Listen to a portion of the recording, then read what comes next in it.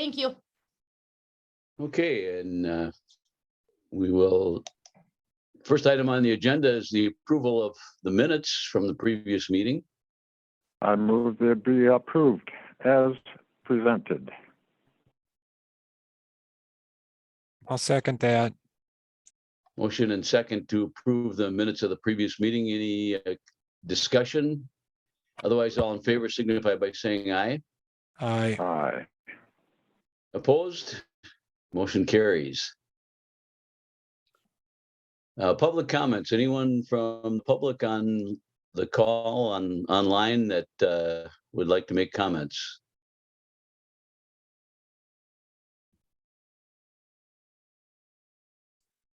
Again, I'll ask if there's anyone that would like to make public comments. Clarence, I see Jake Levings has his hand raised. Oh, okay. Go ahead.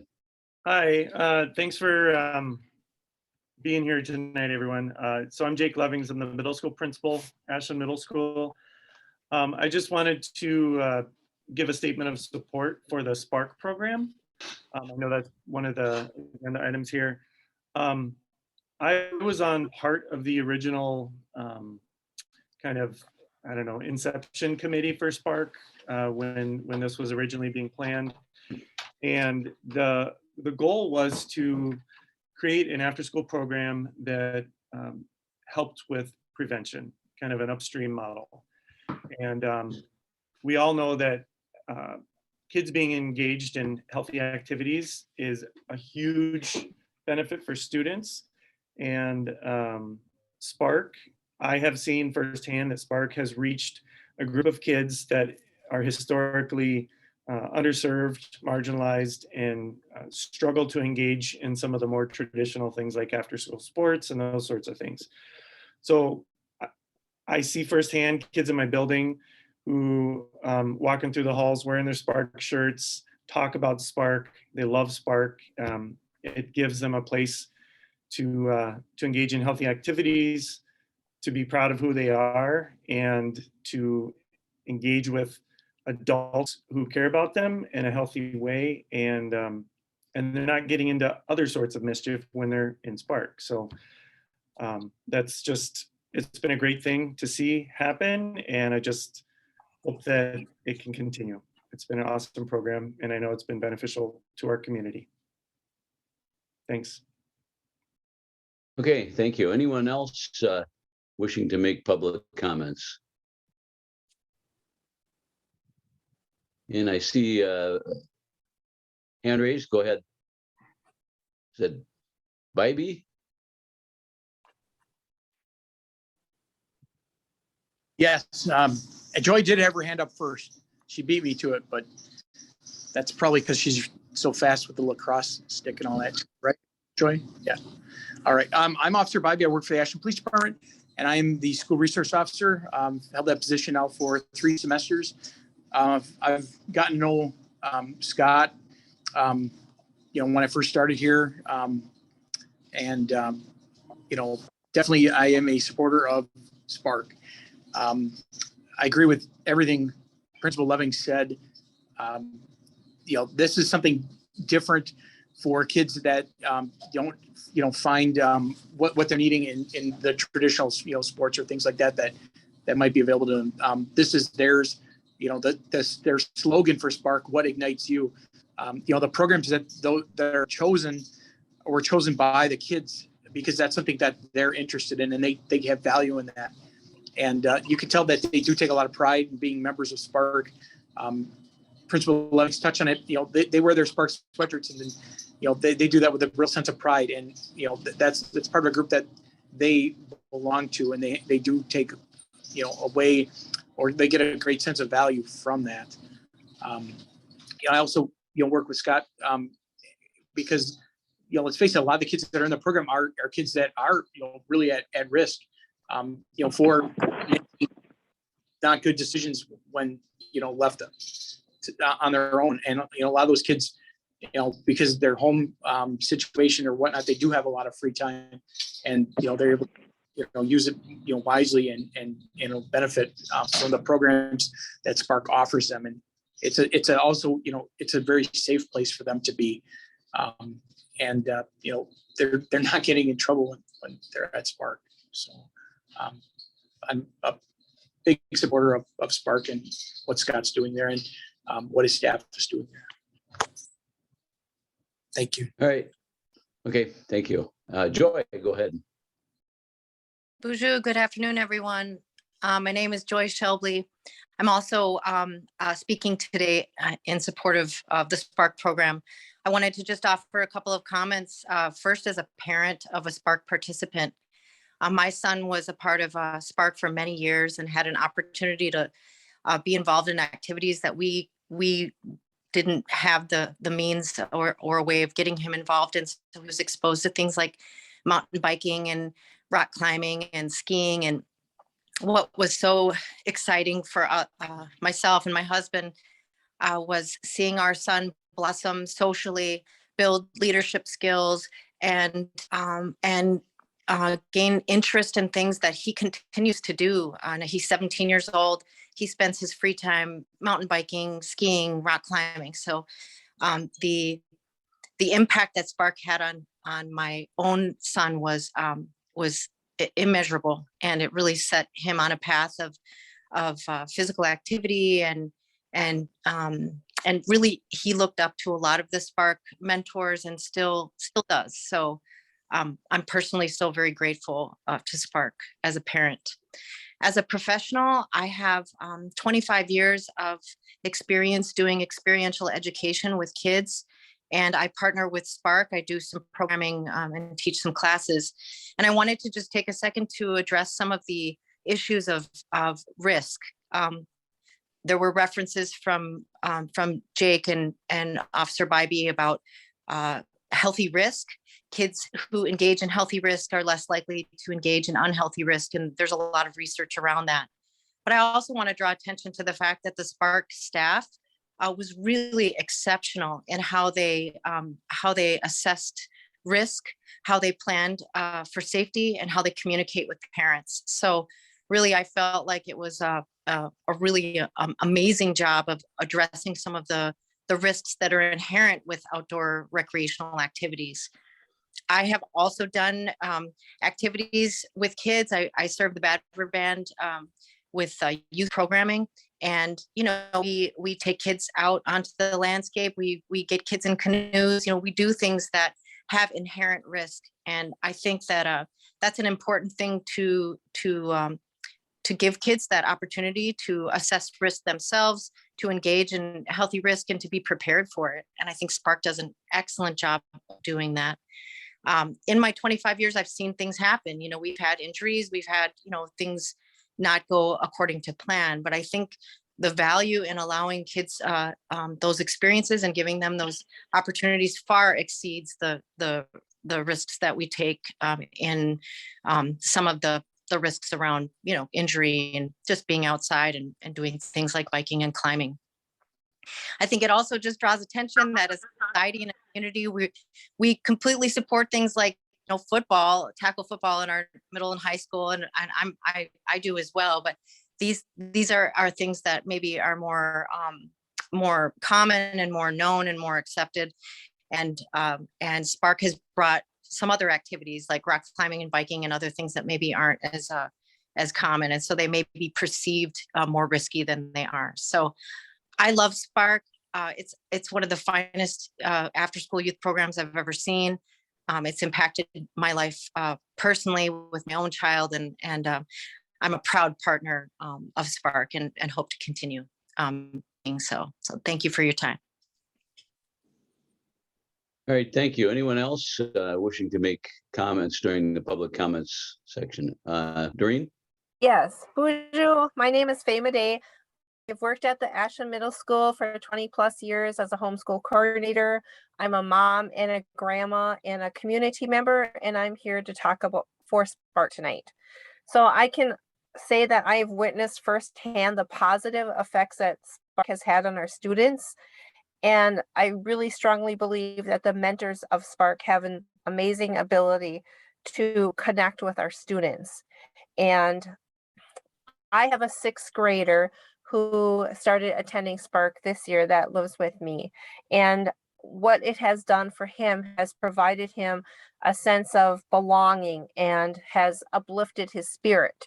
So I just wanted to share this one experience where he had come home from Spark for the evening, and his younger brother was kind of having this meltdown. He had had this rough day, and so the sixth grader he walked through the living room, and then he kind of walked back and kind of was watching what was happening, and then he came back and he sat down and he put his arm around his brother, and he started having this conversation with him about, like giving up your spirit and what that looks like and why you need to like hold that close to yourself. And it was just so emotional because I'm pretty sure it was probably the same conversation that one of the mentors had probably had with him at some point. And so what I'm trying to get at is the kids are not just having great experiences, but they're learning to be better people. And I strongly believe that comes from them working side by side with their mentors, engaging with their mentors in whatever activity they're doing. And so I give so much credit to Spark and all the work that they're doing because they really are doing an amazing job. Miigwech. All right, thank you. Anyone else for public comments? Joy, your hand is still up. Sorry. I know we have one of the youth who is in the Spark program on the line as well. And a nod would be her turn. So Bria, are you there? Yep. Go ahead, Bria. Hi, I'm Bria.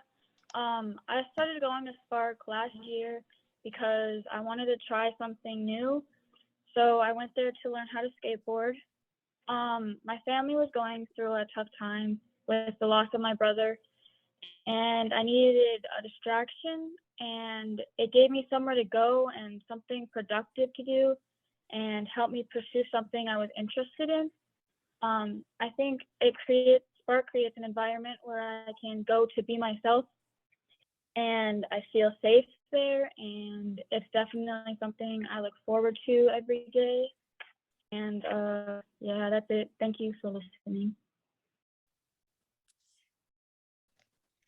All right, thank you. Any other public comments?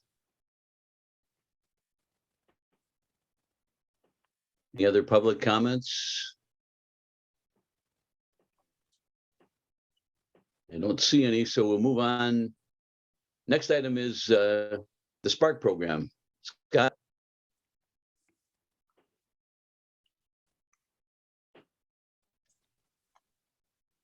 I don't think your mic is on, Scott.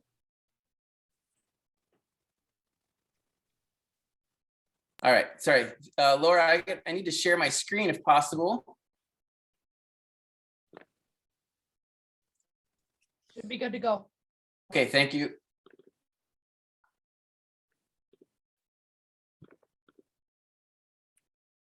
All right, is everyone able to see that? Great, thank you. So part of the reason we're here today is that we've had a few bumps in the road recently with the Spark program, and there's been some concerns raised about potentially the county taking on some additional cost due to some injuries with staff members and some workers' comp. And so we'll get into those in a little bit. I know that some of the folks on the committee maybe aren't familiar with the Spark program as a whole or the history of the Spark program. So I want to just talk briefly about what we do at Spark and where it came from. We started in 2019. As Jake said, he was part of the committee. There was a number of people in the committee that had discussed the need for an after-school program to kind of reach some of the kids who weren't being reached in our community through the traditional means. And so the grant was written in October of 2018. It was received the first Brighter Futures Initiative grant, and we launched our program on April 30th of 2019. We had 18 kids come that first night. And by the end of that school year in 2019, we had about 29 kids as many as 29 kids coming that next by the end of the school year. In September 2019, we moved into the Presbyterian Church because we had outgrown the concession space in the rail yard. We opened up on our first night in 2019, in September 2019, so that next school year, and we had 36 kids show up that first night. From 36 kids, we quickly grew to about 55 kids. So we had over 50 kids a night on an average night coming into the Spark program. What you're seeing here is the first night that a lot of these kids, we gave out Spark sweatshirts, and this was the night that everybody got their Spark hooded sweatshirts. Officer Bybee and Jake mentioned it, but a lot of these kids are still wearing these sweatshirts on a very regular basis throughout the course of their days, my foster daughter included. We realized early in the winter of 2019 that we had quickly outgrown our capacity to use that United Presbyterian Church space. And so we went into a short lease agreement with the Ashland Area Development Corporation to lease an older unused industrial space in their building. It's about a 6,000 square foot space. This was the first night that we landed in that space. You can see that at that point, there's still piles of pallets and duct work and whatever else. But we were overwhelmed with the number of kids in the church. And so we brought our BMX bikes and our skateboards over to the AADC building. And this is our first night in that space in December of 2019. Then spring of 2020, COVID hit. It forced us to shut down for a month or so. We did a bunch of stuff online. And then in the summer of 2020, we moved all of our programming outdoors and worked in small pods through the COVID epidemic. And nobody really needs to hear much more about that. But what we did realize is that we needed a long-term space. We needed a space that was going to accommodate the size of the groups that we were working with. And we needed a space that we had access to for more than a couple nights a week. The United Presbyterian Church was very generous with their space, but they were only really able to offer us a couple nights a week to be able to run our program. So in October of 2020, we took on a long-term lease with Ashland Area Development Corporation, and we started to build out our new home. We did all of the work. We took this empty warehouse industrial space and converted it with 100% me and my staff and a few volunteers. So thanks to my dad for showing up on a very regular basis to help us build out our new space that is in the back of the Ashland Enterprise Center. And this is what it looks like today. About 60% of our space is dedicated to an indoor skate park. The other 40% is dedicated to games, music, art, and spaces for kids to hang out. So that's a brief history. That's where we are today. We live currently in this space in the back of the Ashland Enterprise Center. We have average right around 30 kids a night that come to the program right now.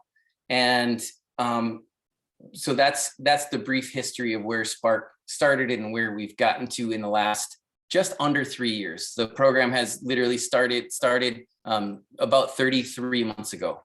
So we feel like we're on a really great trajectory. Here's just a few statistics about what is happening in the program. So you can see in 2019, when we first started, we did about 78 days of programming that year.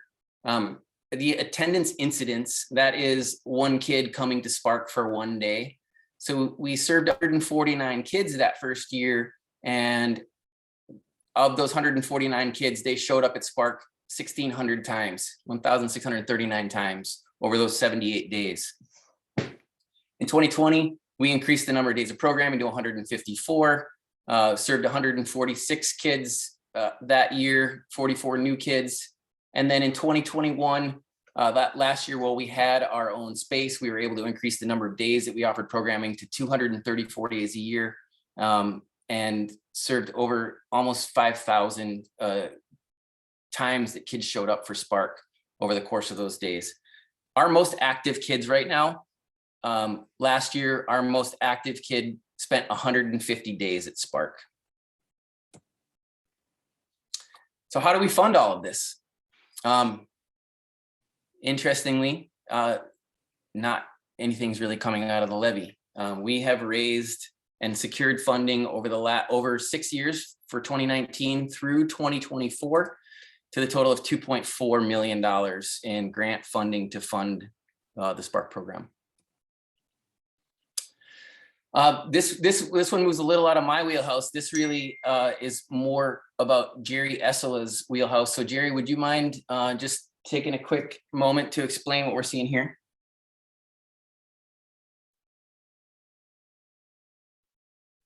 You're on mute, Jerry.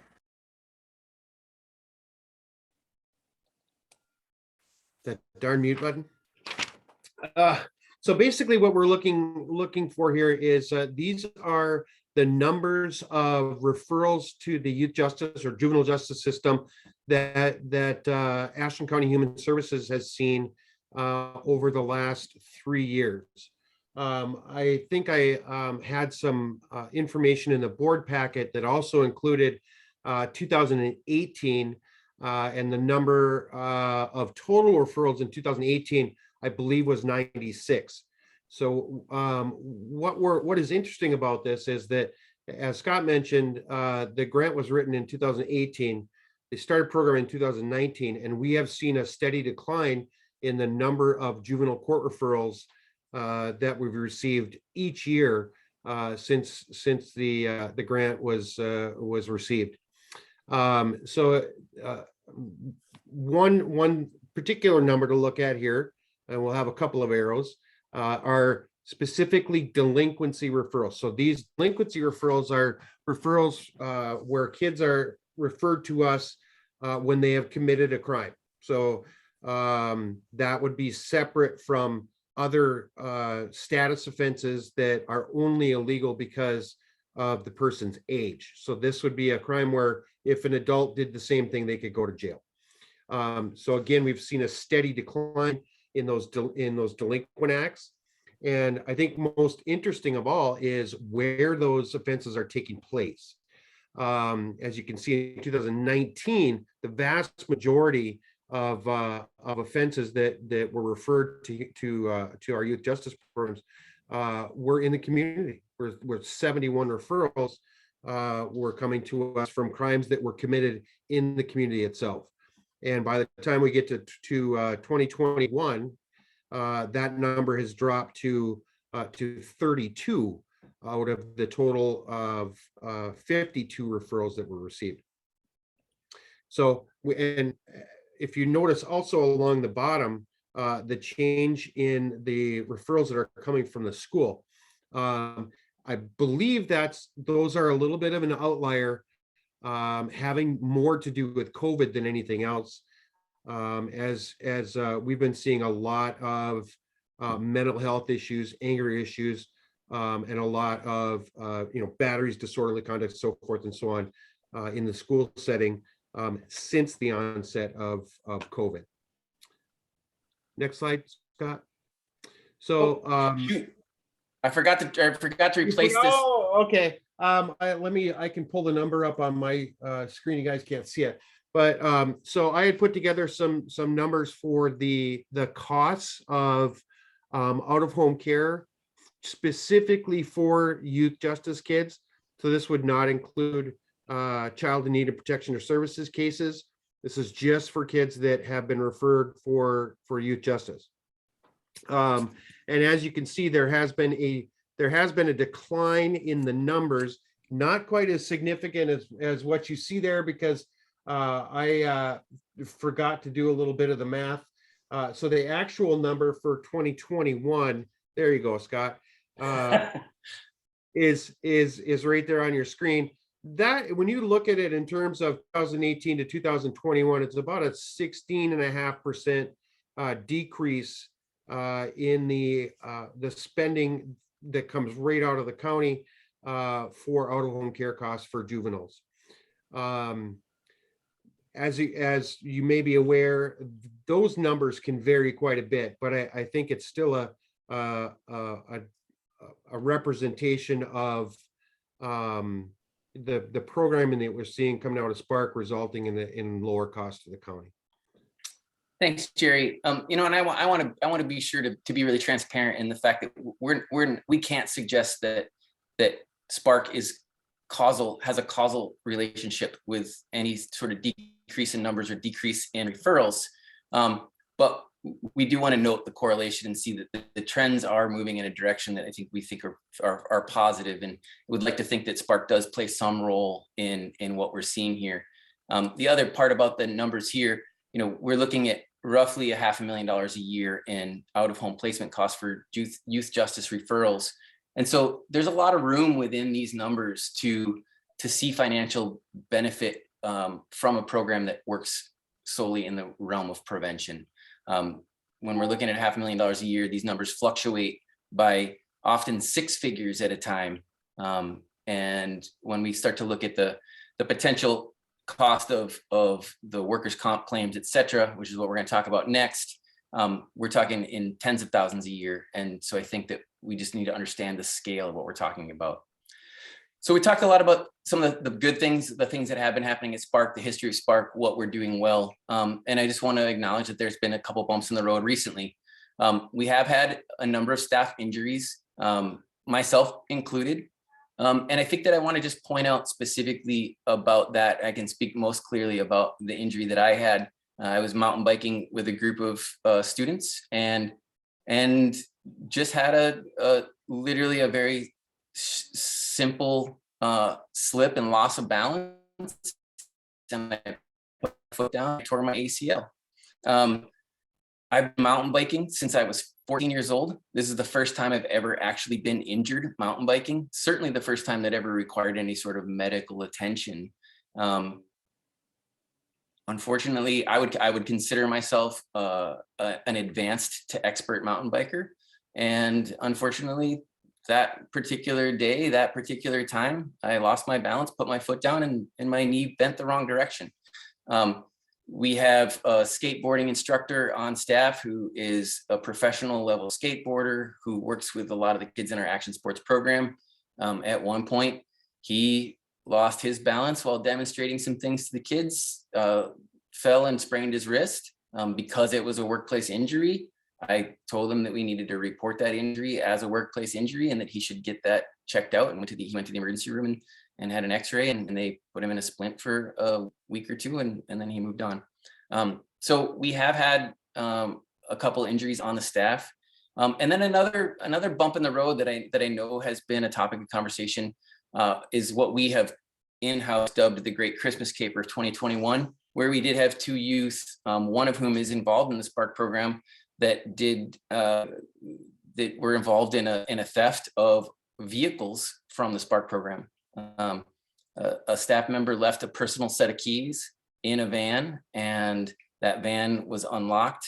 The kids found those personal keys. Those personal keys had a key fob that allowed them to get into the Spark building. When they were in the Spark building, the student who knew his way around there was able to find the vehicle keys, and over the course of the Christmas Eve on 2021, they stole 2 of the vans that we used to transport kids. And it was a really difficult and tough night for me and for Carver Harries from the AADC and a couple of members of my staff. I will say that one of the youth, the one who was involved with the Spark program, and we've done a restorative justice process with him. He's in the process of doing community service with the Spark program on a regular basis. We've embraced him. We've pulled him in closer. A lot of places would take that opportunity to kick a kid out, to expel them, to say, you're not welcome here anymore. And what we do at Spark is completely the opposite of that. We said, we need you to come back, to make amends, to dive into providing some community service. And then we want you to come back and take your healthy risks with us, and not in doing things that are antisocial. So some steps that we've taken to address those recent challenges. We've had some really good discussions in-house with our staff regarding what are appropriate levels of participation and appropriate levels of risk.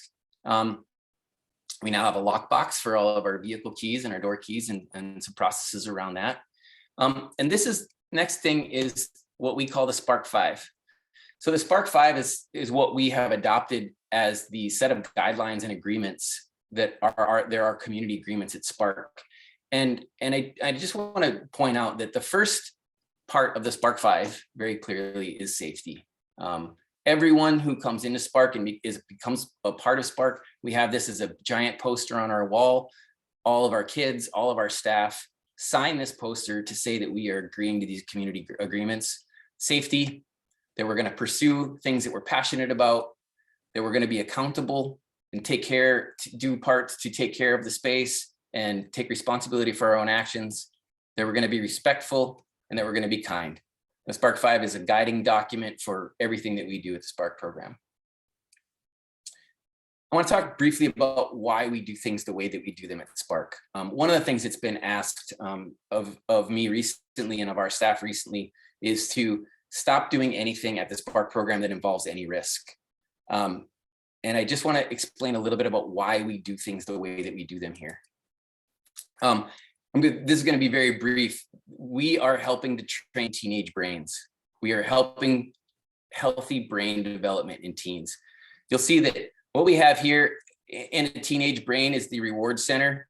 It is the GO circuit. That's what it's known as, is the GO circuit. And in teens, the GO circuit is amplified. It's the reward center. It's about motivation. It's about getting hits of dopamine. And in teens, this is fully developed. But the prefrontal cortex is where judgment, decision-making, planning ahead, that is known as the stop circuit. And that is underdeveloped in teens. The prefrontal cortex is the last area of the brain to come in full maturity. And at Spark, what we do is we don't stand on the sidelines and supervise. We don't follow from a distance. We get involved, we walk beside our kids, and we participate with them.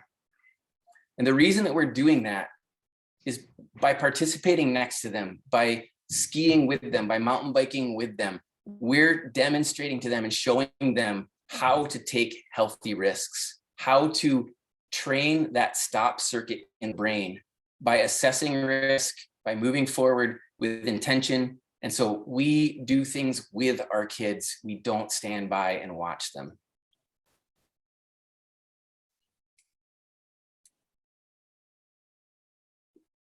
Our primary focus when we work with our kids is that we are building relationships with them. And the way that we know that our relationships are working is through some of the data that we get in the survey results from our kids. Our focus is on relationships, and we build relationships by working alongside of our kids and working with our kids, not by telling them what to do or teaching them how to do. We learn with them and we participate with them. And this is how we know that it's working.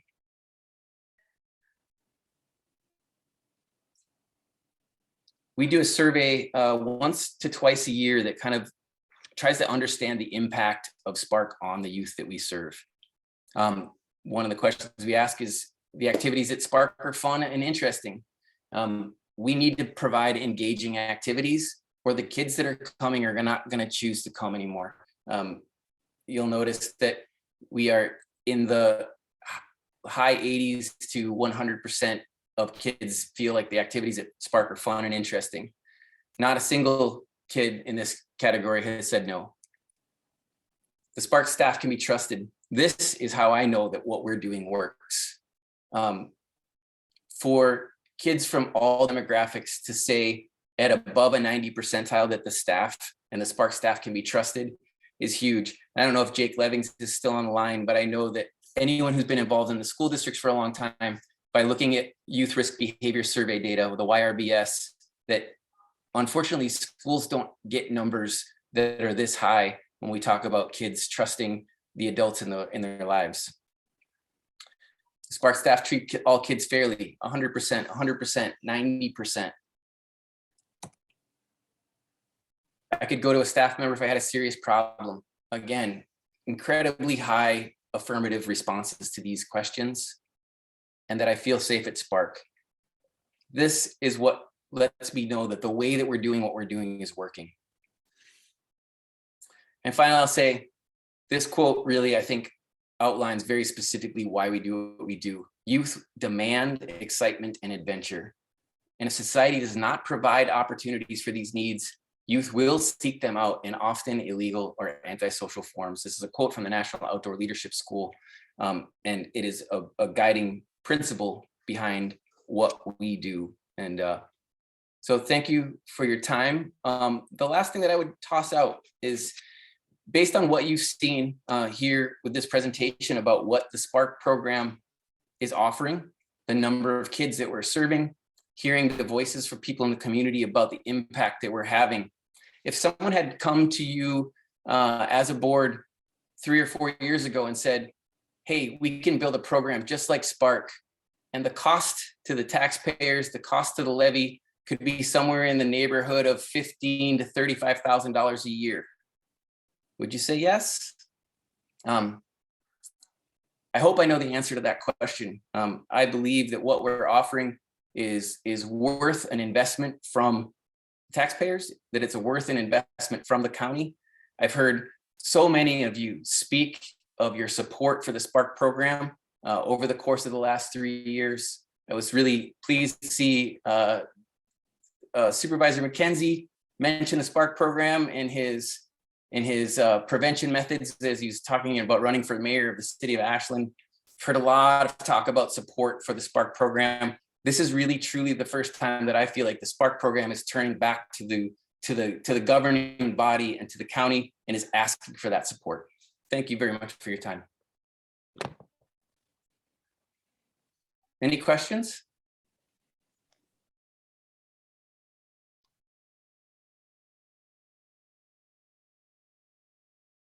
Anyone have any questions of Scott? I don't have a question. Dr. Horning has his hand up. Yeah, hi, everybody. Thanks, Scott. Just wondering, what can we do to support Spark? Because yeah, I know I'm one of the people that's been touting this, as a great thing and fully supportive. And yeah, I guess if there's an ask for this board, or I'm certainly, very pleased with what you're presenting, and the effect you're having for kids in our community. I appreciate that, Matt. I'm not exactly sure. So part of the reason that the presentation that you just saw is that I had a request at the administration level to stop doing anything at Spark that included any risk for our staff. It's a really broad request. It's a really difficult request for us to fulfill. One of the most dangerous things that we do is we transport kids from school to Spark and from Spark home. There's a lot of risk in that. And so my understanding of the reason of that concern about not involving any risk is because of an increase to the workers' comp insurance policy for the county. And I understand the need to, I was the mayor of the city of Washburn. I understand what the impact of increasing insurance costs are on a municipal organization. And I think I'm not really sure exactly what the ask is. I was told that I should speak to this at this meeting. Well, I haven't seen, it's not on the agenda as this is something that's being asked of this committee to make a decision on. I don't know who the deciding voice is in something like this. So maybe this is something actually that Dan could speak to, because I'm not actually sure what we're being asked of, or who's being asked the actual question. The support that I know is that asking the Spark staff to not engage in anything that includes any risk is it just cuts to the core of what it is that we do. And it is very difficult to do what we do if we're being asked to not engage in anything that includes any risk.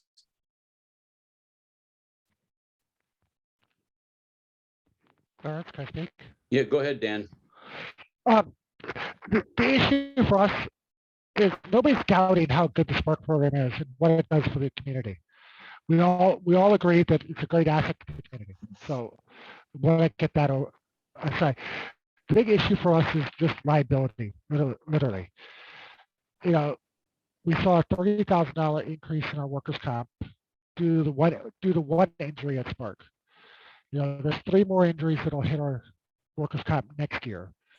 So 4 in 2 years is an insanely high number. So all we're asking for is that there's be more mitigation of risk. That doesn't mean everything has to stop, but there has to be some sort of mitigation. And otherwise the costs just they spiral out of control, and workers' comp increases, they stay with you for a long time. It stays with you for years. It's like an accident in your car insurance. It stays with you for a couple of years. So these risks, these expenses are going to outlast the funding for the grant you have. So the idea, we like to see what can you do to mitigate risk. So that's the real issue.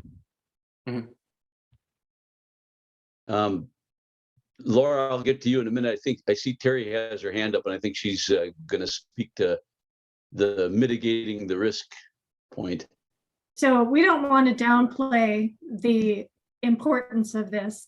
I mean, it is very concerning to us about our staff getting injured and the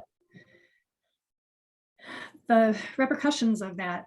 So we have had some conversation with Scott, and he had some, I think, great ideas about trying to mitigate the risk.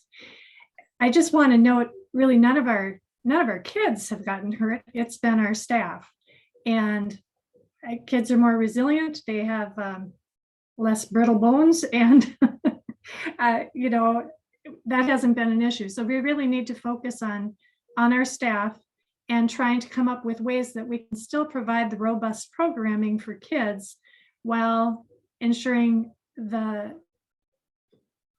liability to the county is as minimal as it can be. Unfortunately, like Dan said, we've already had several injuries. We have looked at each incident and kind of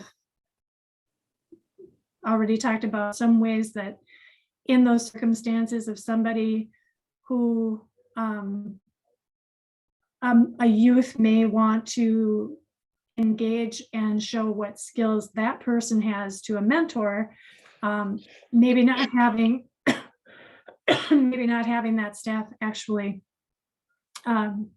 if they are not really competent in an activity, to not take those risks, different things like that. So I think there's ways we can mitigate that. I know it's very important to Scott that the mentors come along beside the students.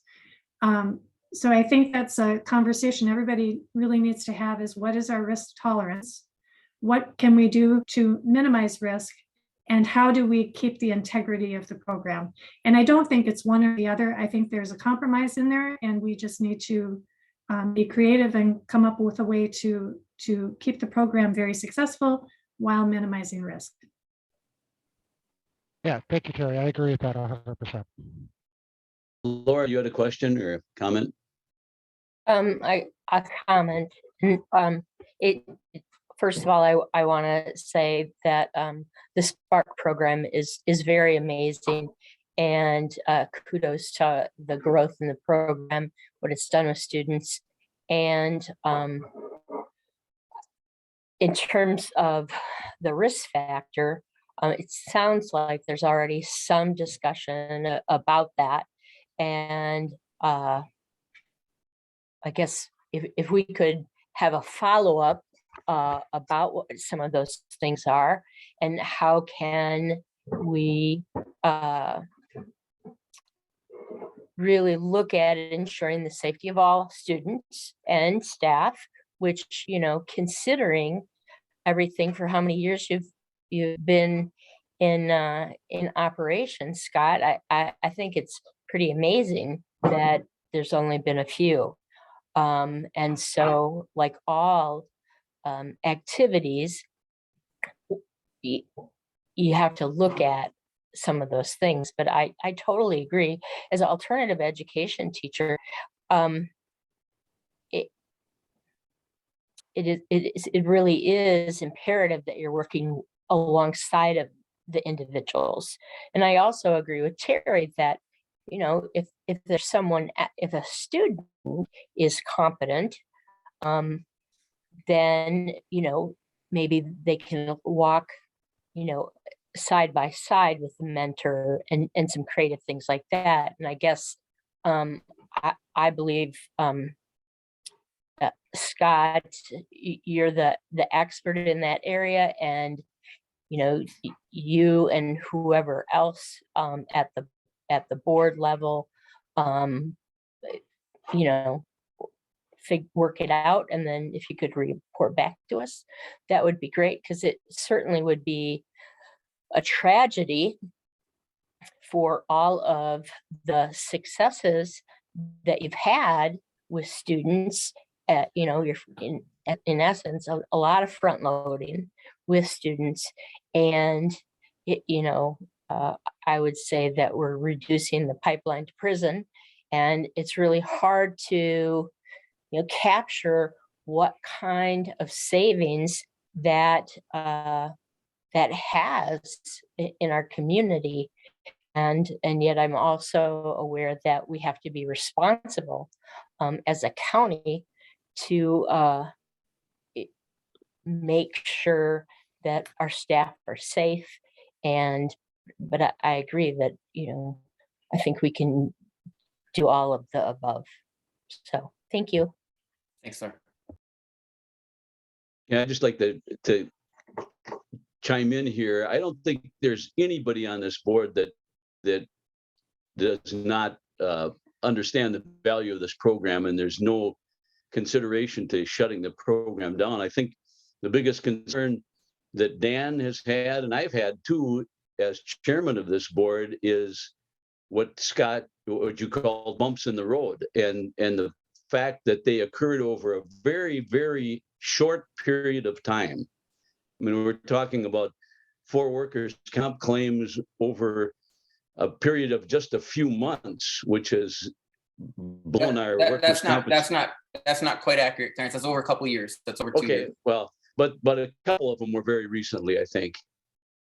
And then the other thing that you called the Christmas Eve caper, that could have been a very serious thing.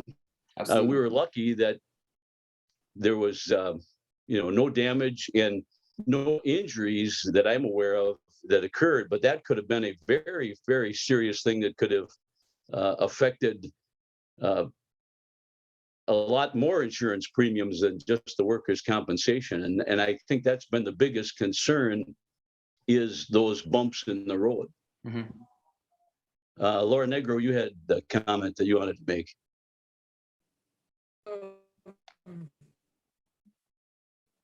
It's really easy to get caught up in all the kids' enthusiasm as adults. And maybe sometimes in the training, we need to take aside some of the mentors in the program and such, and remind them that they're also, we don't bounce back as good as we used to, and our reflexes aren't as good as they used to either. There needs to be no showboating, no extra stuff. I know that, I know people can get caught up in that kind of stuff, but this stuff is deeply concerning, especially because this program is so good.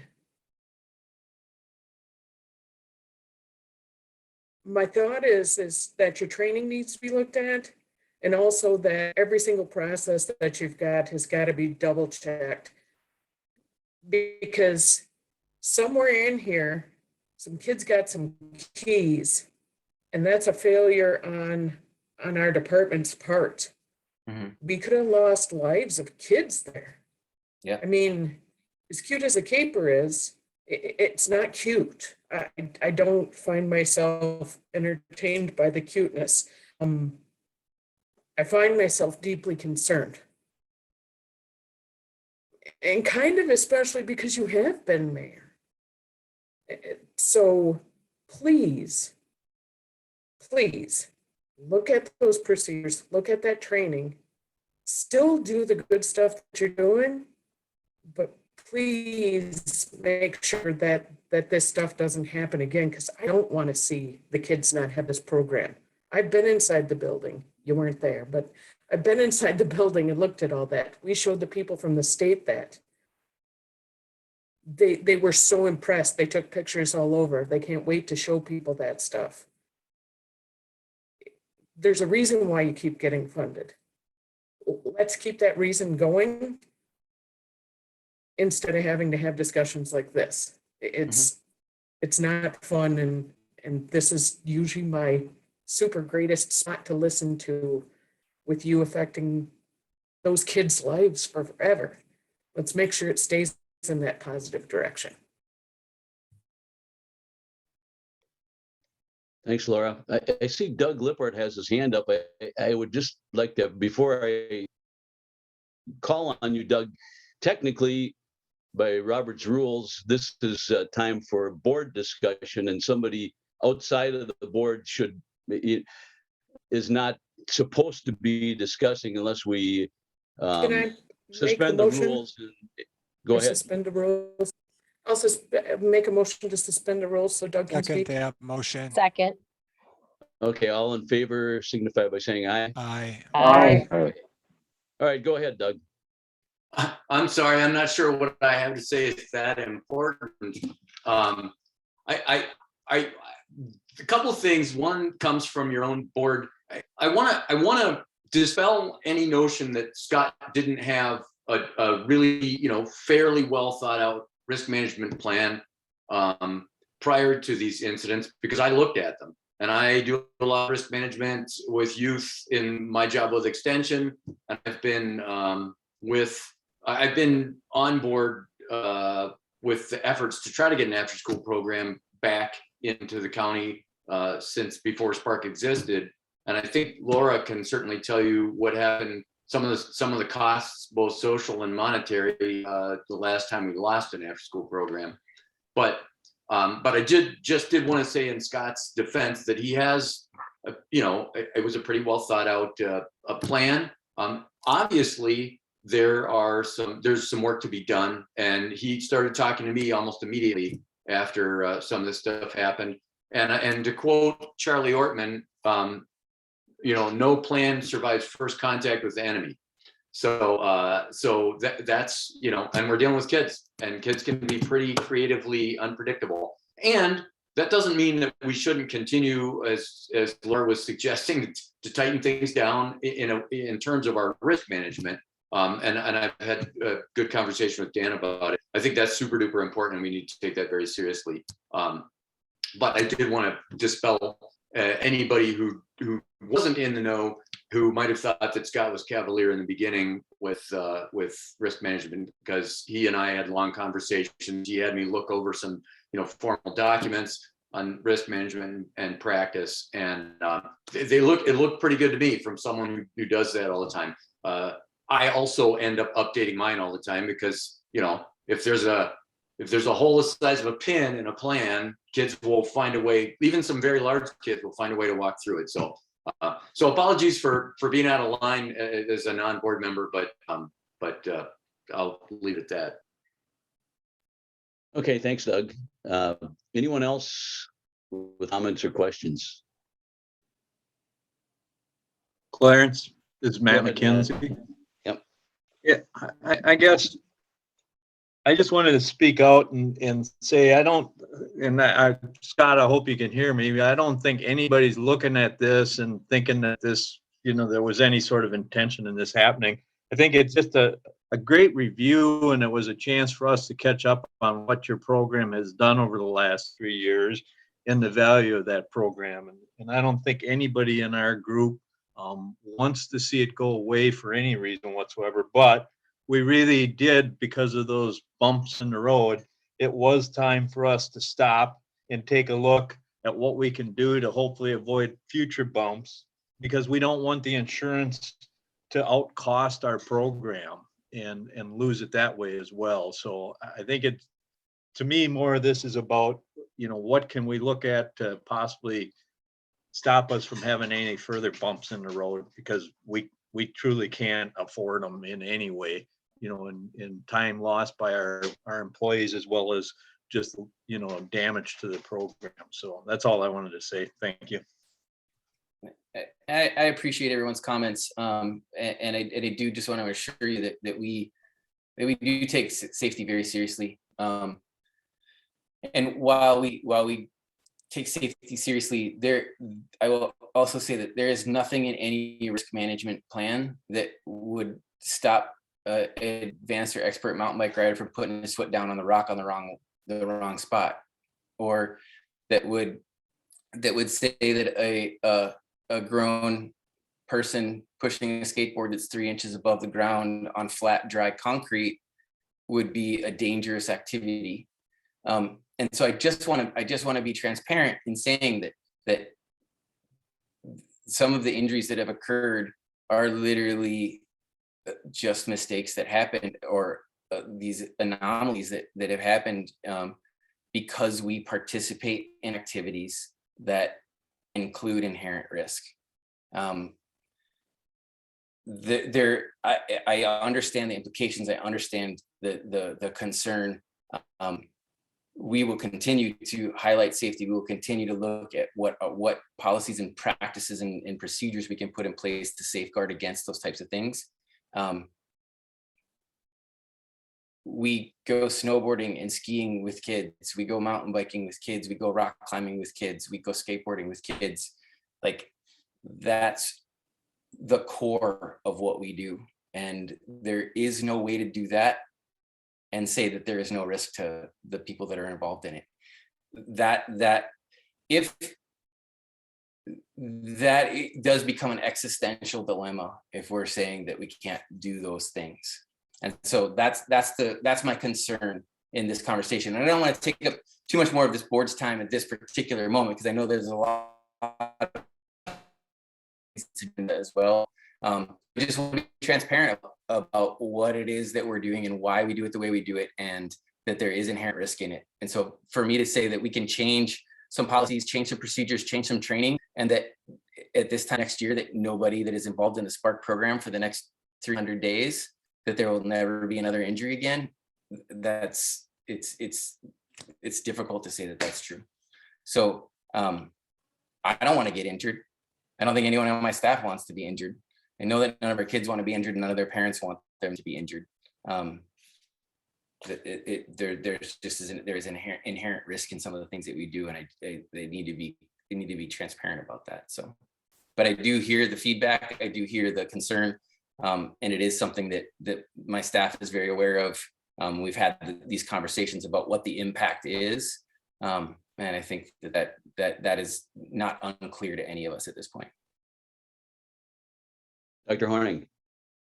Yeah, I guess, and again, I think all the comments have been very helpful, and appreciate everybody's thoughts. I guess when I think of the financial piece of this, which is why this is before us, and it's the cost per year, the whole reason the county board has been pushing for this type of thing as long as I've been on the board, which is, I guess, 6+ years, is that like upstream model that Jake talked about, Principal Levings talked about. We're trying to get ahead of these costs, and that means, okay, maybe we have to spend $30,000 a year as a county to have fewer people in jail 10 years from now, and fewer of these out-of-home placements, and we have fewer jail staff, so that's a lower insurance rate. I mean, the county's paying for the downstream effects of delinquency, truancy, the problems that Spark is addressing that are big problems. And we all recognize a big part of the mission of this board is prevention and trying to get ahead of some of these problems that, then we have people who are getting meaningful jobs and paying taxes and raising their own kids and breaking these cycles. And so I think, again, we all want fewer bumps in the road. Everyone agrees with that. And we want to manage risk as much as possible and as safely as we can. But I do think if there's a cost, we need to be honest about the costs that are being saved. And again, those are not just for this year, to the point about the insurance. Those are also cumulative downstream cost savings, I think. So again, as this board, and I think it's more at the larger county board level, of which I'm not a part, but as all of you are weighing these competing priorities, I think we need to recognize this is excellent money spent by the county. And I mean, we haven't had this kind of public comment at any meeting I've been at on this board. So again, yeah, thanks for the discussion. Okay, I think we're pretty much done, are we? Or anyone out with a quick last question, or should we move on? Move on. All right. Thanks, Scott, for all your information, and we'll continue to take all that into consideration.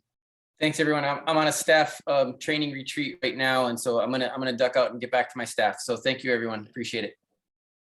All right, next item on the agenda is aging unit issues. So this is Terry. I just wanted to update our committee because we had some conversations with the aging unit, Ashland County Aging Unit, which I think most of you know is not part of the Ashland County agencies. It is a standalone nonprofit. They have had some staff turnover in the last couple of years, and they were seeing some impending staff leaving through retirements and other job choices. And so initially, we were, as the county, told that they would try to pull it together through 2022. And so we would have some time to plan for possible integration if the nonprofit decided to not continue that contract with the state. And then it quickly became, we're done and we would like you to take it over right away, which panicked for sure me. And I think many of us, because there wasn't appropriate time for planning. So the short story is they have now hired a new director, and she is part of our committee. She's on the call right now. Laura Negro is the new director for Ashland County Aging Unit. And she has jumped in full-fledged. She's taking things on, and I was with her. I know what ideas she has. She's been made aware of all the challenges that she will have, and she's taken on that challenge full force. So I am sure I will let you know that aging unit, in my opinion, has been very well run. It has great volunteers. It has great infrastructure. It was kind of crumbling a little bit because of the difficulty getting a director in there. But I think with a competent director and the infrastructure that is there, they will at least be able to manage it through 2022 and hopefully well beyond. But if not, we will be able to have some thoughtful processes put in place if we need to integrate within the county and the ADRC. So Laura, did you want to make any comments on that? I hope I didn't embarrass you. No, it's a whole like day 5 now, if you don't count the weekend while I was in. But you know, I found someone that'll help me write grants and that will help with the faith and action piece. He will train people and get them up and running and step out when it's time and still help me grant write. I've got somebody that's going to do a strategic plan for all the social media and revamp the website. I'm looking at different positions to restructure. I've got an interview, somebody to interview tomorrow for the position that's leaving on Friday. I could not bribe her to stay. She wants to try that, but that's okay. I've been learning on the run is what I think is the appropriate term. And then I also have a lead on somebody to do the nutrition and health promo position. So it's so far I'm going to do one of those knock on wood kind of things and going. You know, I claimed some money today. I updated a grant. So it's just figure out what I can do in a day and then stay a little longer and do some more and then get a little bit of sleep and wake up at 4 thinking about what I'm supposed to do for the day. So anybody have any concern face at me? I'm good. Okay, thanks, Terry and Laura. Next item is reappointment of community representatives to the board. We have two of our community representatives whose terms are expiring next month in March. And I have spoken to them both. That would be Dr. Horning and Laura Cruz. And they have both graciously agreed to stay on. And so we would be looking for a recommendation to recommend them for another term. And Dan is able to do that at a later date to reappoint them. And I don't know if you wanted to add anything, Dan?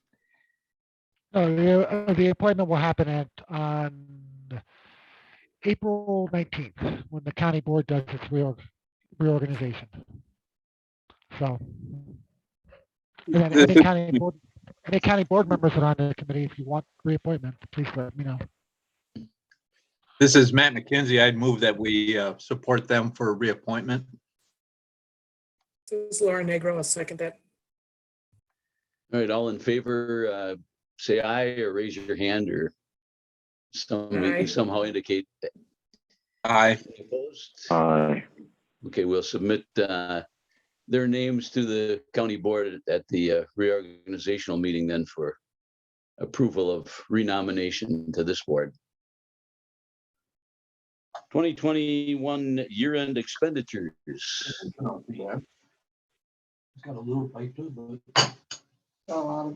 That's me. Laura, I'm going to share my screen. I don't know if that'll probably bump you off. You should be good to go. Okay. So some interesting numbers for this year, potentially eye-popping numbers if you're not sure what we're looking at here. The first one here in this top box is that our county levy, this is through December, we still have what is referred to in human services world around the state as period 13. We've got some expenses coming in, but gee, we're over $700,000 under our levy budget. How in the world did that happen? That is through about $500,000 in ARPA funding that has gone to, we talk about this all the time, to out-of-home placements. So $500,000 there, and a little bit over $200,000 in COVID funding for public health. So the way that 700,000 breaks down roughly is about $400,000 to children's out-of-home placements. Jerry mentioned a couple $100,000 of that for juvenile justice placements.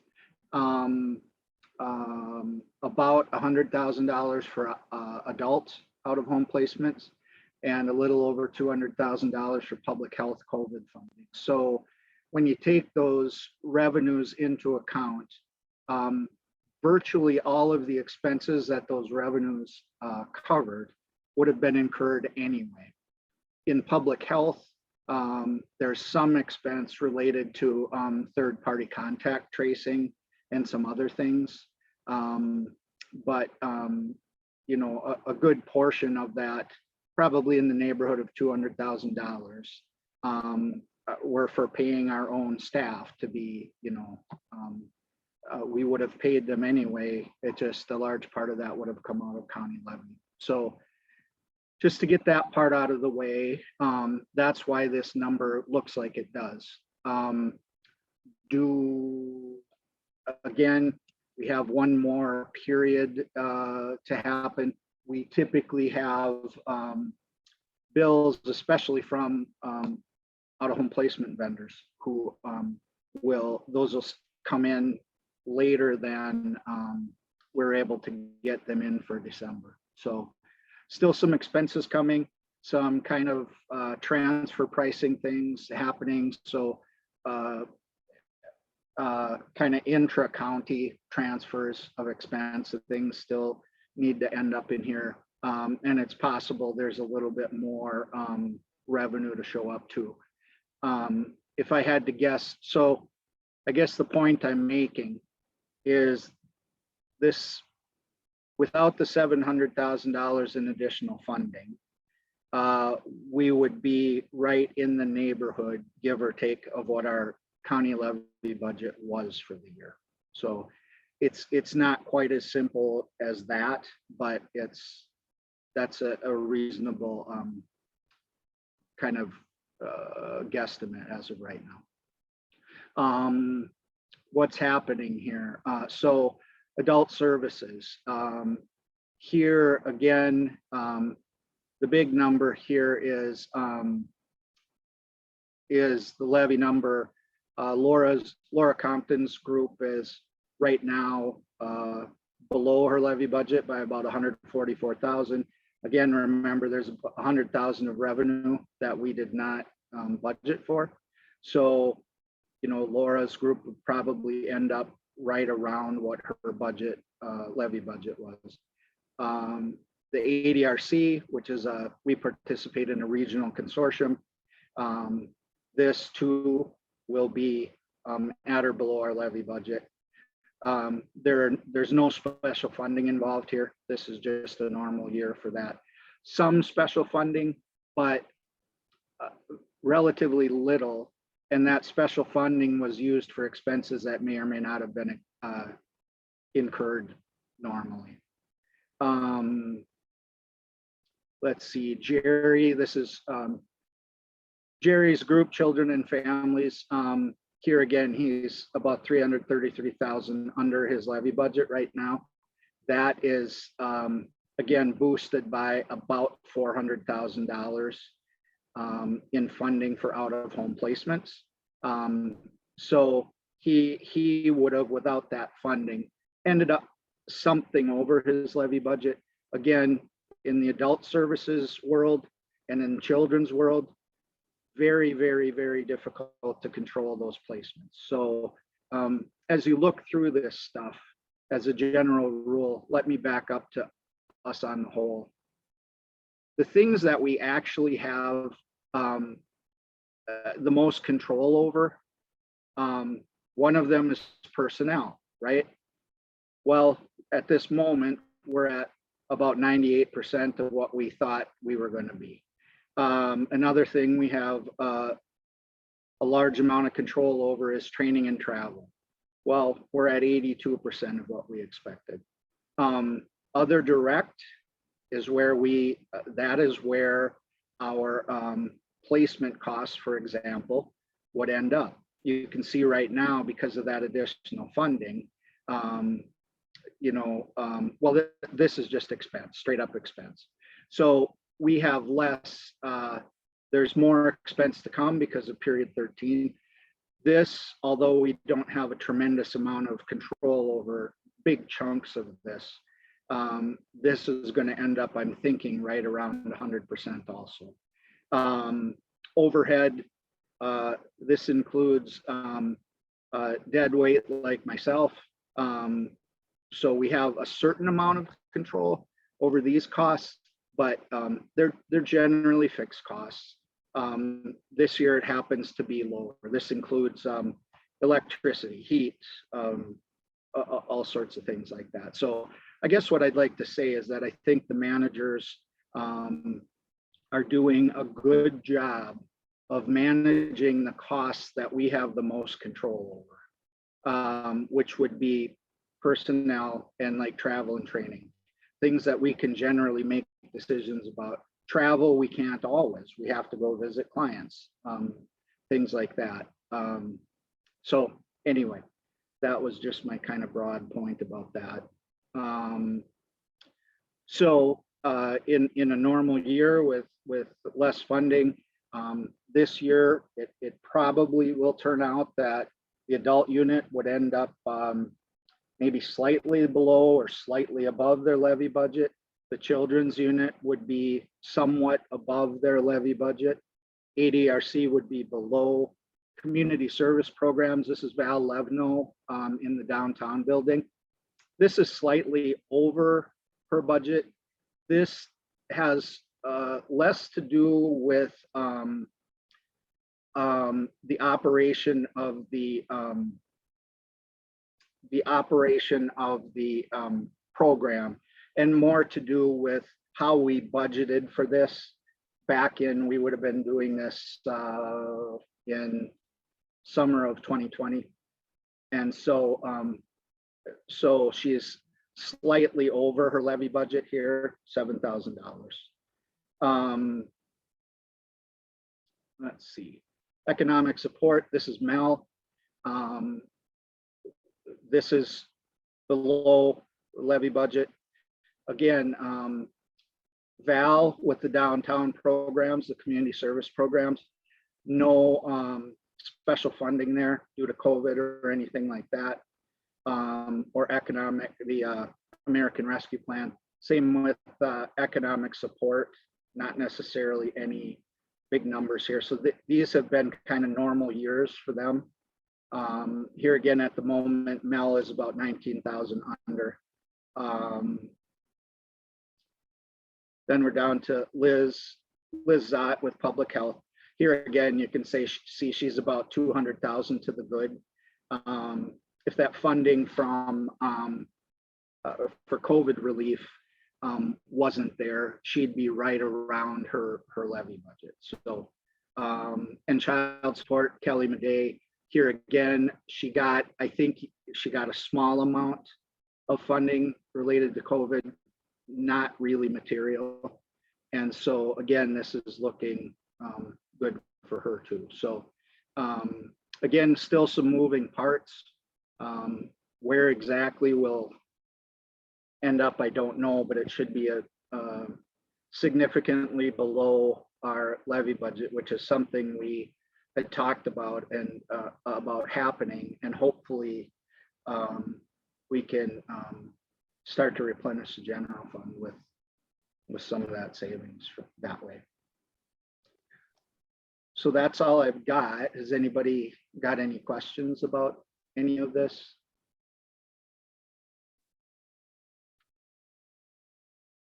Okay. Thanks, Pete. Yeah, just like always, I say this every time, but feel free to email or call me if you ever want this stuff a little more, and I'll be happy to talk with you about it. Okay, thanks, Pete. COVID-19 and public health updates, Liz. Hello. So I will start with the COVID-19 updates. So currently Ashland County continues with critical high levels of community transmission for COVID-19. We have, however, noted a trend down over the last several. Activity levels seem to have peaked, and I knock on wood when I say that. From the last surge, activity levels seem to have peaked around the week of January 21st. We had 172 new cases reported that week. Since then, our case counts have been decreasing. So weekly since then, it was 158, 96, and most recently 76 cases per week. From the start of the pandemic to date, we have had a total of 3,171 cases reported to us. This does not count the number of positive home tests, as many of those go unreported. Also of note, of these cases, Ashland County, as a total, we have to date lost 33 of our residents to complications related to COVID-19. Ashland County, we do currently continue with disease investigation efforts, thanks largely in part to our very dedicated LTE, our remote working contact tracers. We continue to make efforts to contact each positive individual, and we will continue with these efforts during this period of transition from pandemic response to recovery. There are many departments within the state that are starting to move towards recovery efforts, and we are very hopeful that we will be moving in that direction as well as our case counts continue to trend down. As part of that recovery effort, one of the things that we are continuing with is our walk-in vaccination clinics. We currently have them scheduled every 3 weeks, and we are offering Pfizer, Moderna, and what we affectionately call our Pfizer Junior vaccine. So that's the vaccine, the pediatric doses for children age 5 through 12. Our next clinic is scheduled for February 22nd. Our vaccination efforts originally began in January of 2021. January 11th was actually when we received our very first shipment of vaccine here at Public Health. So since that time through the end of December of 2021, our public health clinic here with our small staff administered a total of 4,376 doses of COVID vaccine. That included 98 doses of Johnson & Johnson, 99 doses of Moderna, 340 doses of Pfizer Jr., and 3,839 doses of Pfizer. In addition, we also assisted with and helped to coordinate the mass community vaccination clinics that ran January through May with our community clinical partners and the Ashland School District. So that included Memorial Medical Center, Schwamigan Clinic, Essentia Health, and North Lakes Community Clinics. So those were the large community clinics that were held at the field house up at the high school.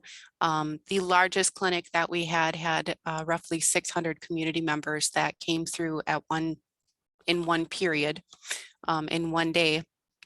So through those efforts, there were a total of 2,970 doses of Moderna vaccine that were administered through those clinics, in addition to what we did here through our clinic. So with all of that, in total, the current vaccination rate for Ashland County residents of the age eligible residents is currently at 71%. So talking in terms of what would be considered community immunity or herd immunity, we generally like to see numbers in the 70 percentile to achieve those levels. So with the age eligible population, we are currently at that level. The vaccinations for the 6-month to 4-year-old population continue with review and ongoing study. Initially, the FDA had proposed to review the emergency use authorization on February 15th for the 2-dose series. However, they have requested additional study information. They're actually proposing a 3-dose series to achieve the desired immune response for the 6-month through 4-year-old populations. So that information is still being reviewed and there are ongoing studies. And we anticipate that to be reviewed by the FDA in, I believe it's early April. So we'll know more information about that as things go on. Still just kind of waiting on that. So that's kind of the COVID update in a nutshell. If anybody has any questions on that. Okay, hearing none, then for other public health updates, we're completing a lot of our end of year information gathering and reporting for our different program requirements. In reviewing additional communicable diseases, one thing that we did note, and we're hoping that there's a correlation from one of the interventions that we've put into place, we actually saw a decreased number of chlamydia cases from 2020 to 2021. There were 59 down to 49 cases. So one of the interventions that we're hoping correlates with that, but we can't say for certain at this point in time, was throughout 2021, we actually had condom dispensers were installed throughout Ashland County establishments, mostly bars and predominantly in the female restrooms. That is the typical, typically we see females testing positive for chlamydia rather than males. So we did specifically target the female restrooms at different bars and establishments to have these dispensers installed. So we're hoping that that correlates with the decreased number we've been seeing. At the same time, we have, however, continued to see increased cases of hepatitis C. We went from 33 to 41 cases. Additionally, for our reproductive health program, we are working on some general program updates And one of the things that we are looking into is the possibility of a electronic health record. Currently, all of our records are in paper form, which is not my favorite thing. So we are looking into electronic health records. One of the big benefits of this is this would help us to have the potential to facilitate for telehealth. And we would also be able to use that then not only for our reproductive health programs, but also for our prenatal care coordination programs and also our maternal child health programs. We're hoping that by having the telehealth capabilities that would increase our potential number of clients. Overall, we did see a decline in the number of maternal child health and prenatal care coordination referrals overall from 2020 to 2021, with 59 down to 41 referrals. So one of the other things with looking into this electronic health record is we have received, it's not a 100% confirmation, but it's a near guarantee that we would be able to receive additional grant funding to support the purchase of this electronic health record and then the ongoing maintenance of it. So we're in the process of looking into that.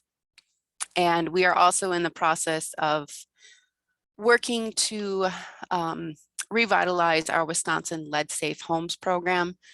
This was a very sizable grant that we had received in March of 2020. And then when Safer at Home was issued, the grant was effectively put on hold because a lot of the activities and community outreach that we had planned were not able to be ongoing with COVID-19.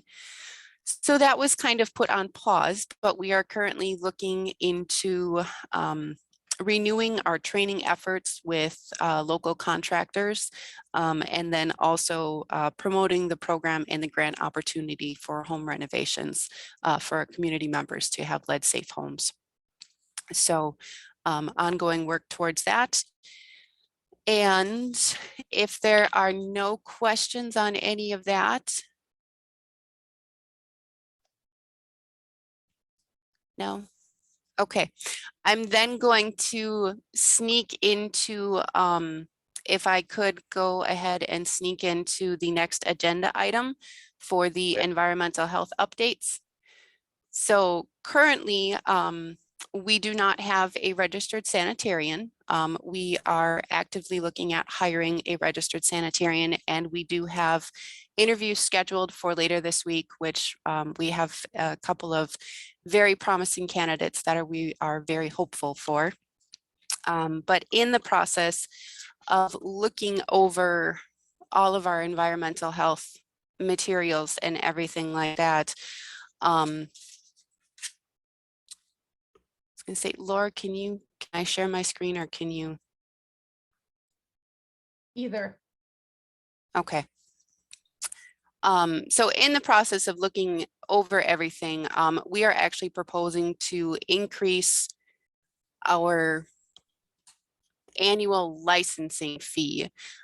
So that is the first column right here for the annual licensing fee. We are looking to increase this fee for several reasons. And there were several additional documents in addition to this one included in the packet. In the one document that was titled Fees for Local Public Health Department, it was a comparison for 2015. Our fees are the same in that document as to what they are now. And in further review with our fiscal department, our fees have actually remained unchanged in over 10 years. So Ashland County has actually remained one of the lowest cost of fees for quite some time, which this is to the benefit of our business owners. However, given the increasing costs of operations, our program is no longer self-sufficient. And reviewing the environmental health revenues and expenditures for the 2021 fiscal year, including the period 13 information, we are at nearly, it comes in just over a $9,000 deficit. And this deficit was achieved or still incurred with the environmental health department not being fully staffed.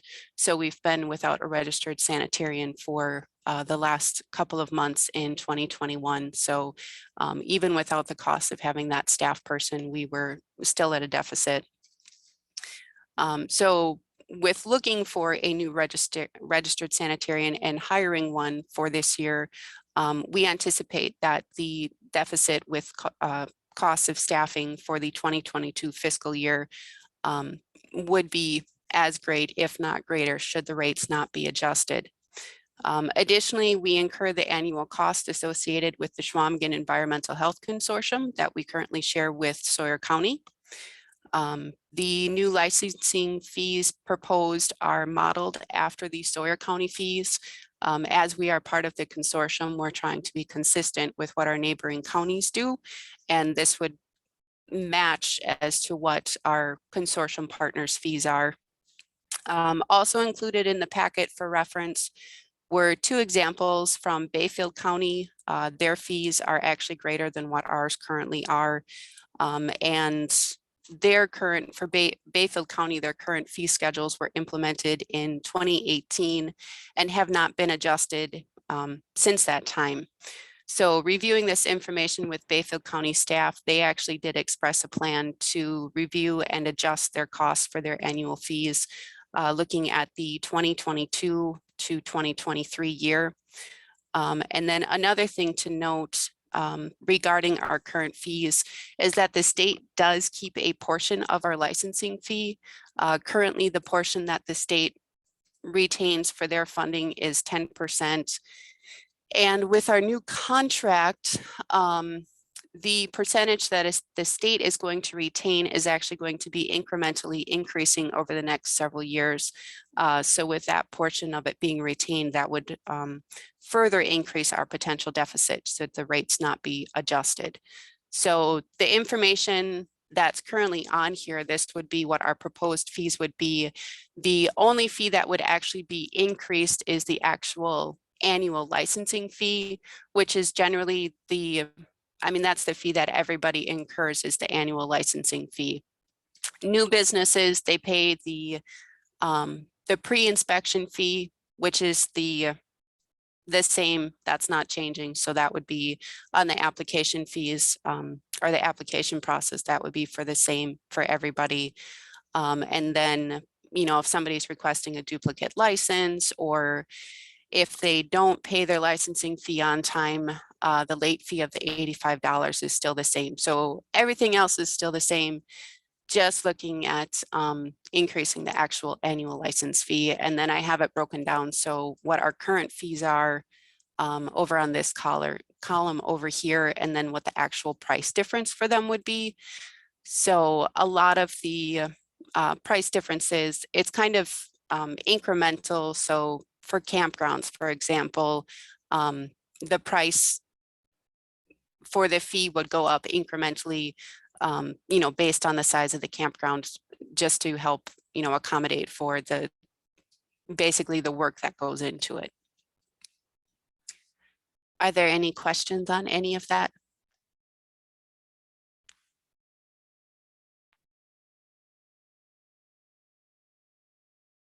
This is Matt McKenzie. Are you planning to have a hearing or some sort of public outreach so that the people that are going to be affected by this will know that this is your proposal? Once hopefully we achieve approval here, it would then go on to the full county board, is my understanding, for approval. Yeah, I think we can approve raising the fees here at this board, and then, like Liz said, that just goes to the full county board to approve that. I don't think there needs to be any public hearing or anything like that.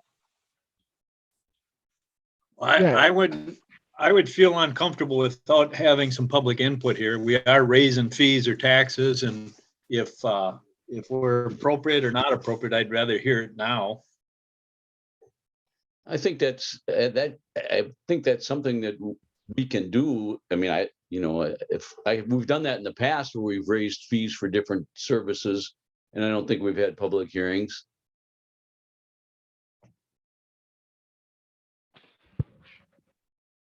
Clarence? Go ahead, Dan. Okay, you're correct that there does not need to be a public hearing. It is good policy though, to at least put it out there first, so the public has at least a chance to give their input. But that could be done for the county board if the time is an issue. So We, I'm sorry, Dan, this is Matt McKenzie. Could we announce that and have a public hearing before we would vote on this at the county board? I'd feel more comfortable doing something like that. yeah, we could have a public hearing before the board meeting. So we could hold a public hearing at 9 and then the board meeting at 9:15 or whenever it ends.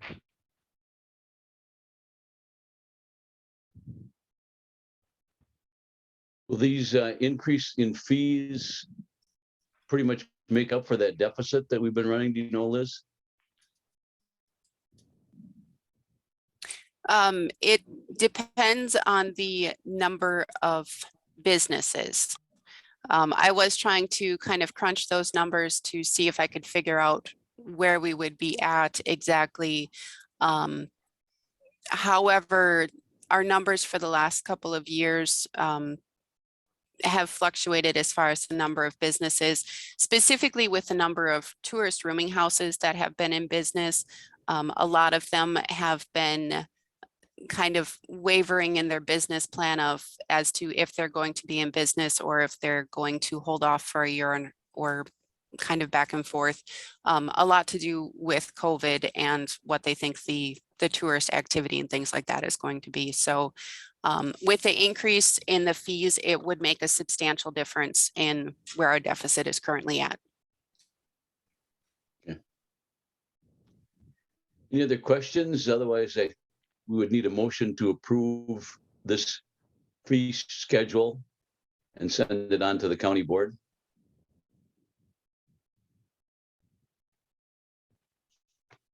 This is Laura, I'll make McKenzie. that motion. I'll second the motion if it includes the public hearing before the board vote. Yeah, we'll do a public hearing. Right. I'm Yeah, gonna that put it sounds on good. the tracking sheet right now. Laura Negro, is that you that made the motion? Yep, Okay. and it includes that hearing then too. Okay. Motion by Laura and seconded by Matt to approve the raising of the fees schedule as presented by Liz. All in favor, signify by saying aye or raising your hand. Aye. Aye. Anyone opposed? Motion carries. All right, we'll move on to unit reports. Children and families. Jerry, you got anything more to say? Yeah. Good evening, everybody. I just wanted to touch base with everybody about some staff achievements. Of course, number one is we are fully staffed, which we're very happy about, and we're also very happy that Laura Compton's fully staffed, so she's not coming down my highway and trying to steal my people. So I've been really razzing her a lot about that, so I figure I'd just keep it going. Some accomplishments just in the last month. Erica Payo put in a lot of hard work with one of her youth justice cases and was able to reunify a youth that was in a residential care center that is now placed with family members, which, as it turns out, is a savings to the county of about $10,800 a month. So that's a nice little chunk of change, and a great job by Erica getting that youth back into the community. Emily Sugar got another guardianship with relatives from her CHIPS caseload, Child in Need of Protection or Services, and that makes 5 kids that Emily has brought to permanence within the last year. And as many of you know, when we're dealing in the CHIPS world, we've got kids in out-of-home placements, so that permanence is a is a very big deal, whether that be through reunification with a parent, TPR and adoption, or guardianship with a fit and willing relative. The permanence for that child is the ultimate goal, and Emily has been doing a great job. And like I said, has brought 5 kids to permanence in probably about the last 6 or 7 months. Carol Burrow has she's one of our new youth justice folks. Completed her YAZI training online and has actually started the next step in her youth justice training with CCW1 today, and we'll be moving on to CCW2 probably in about a month. For those of you who don't know, YAZI is a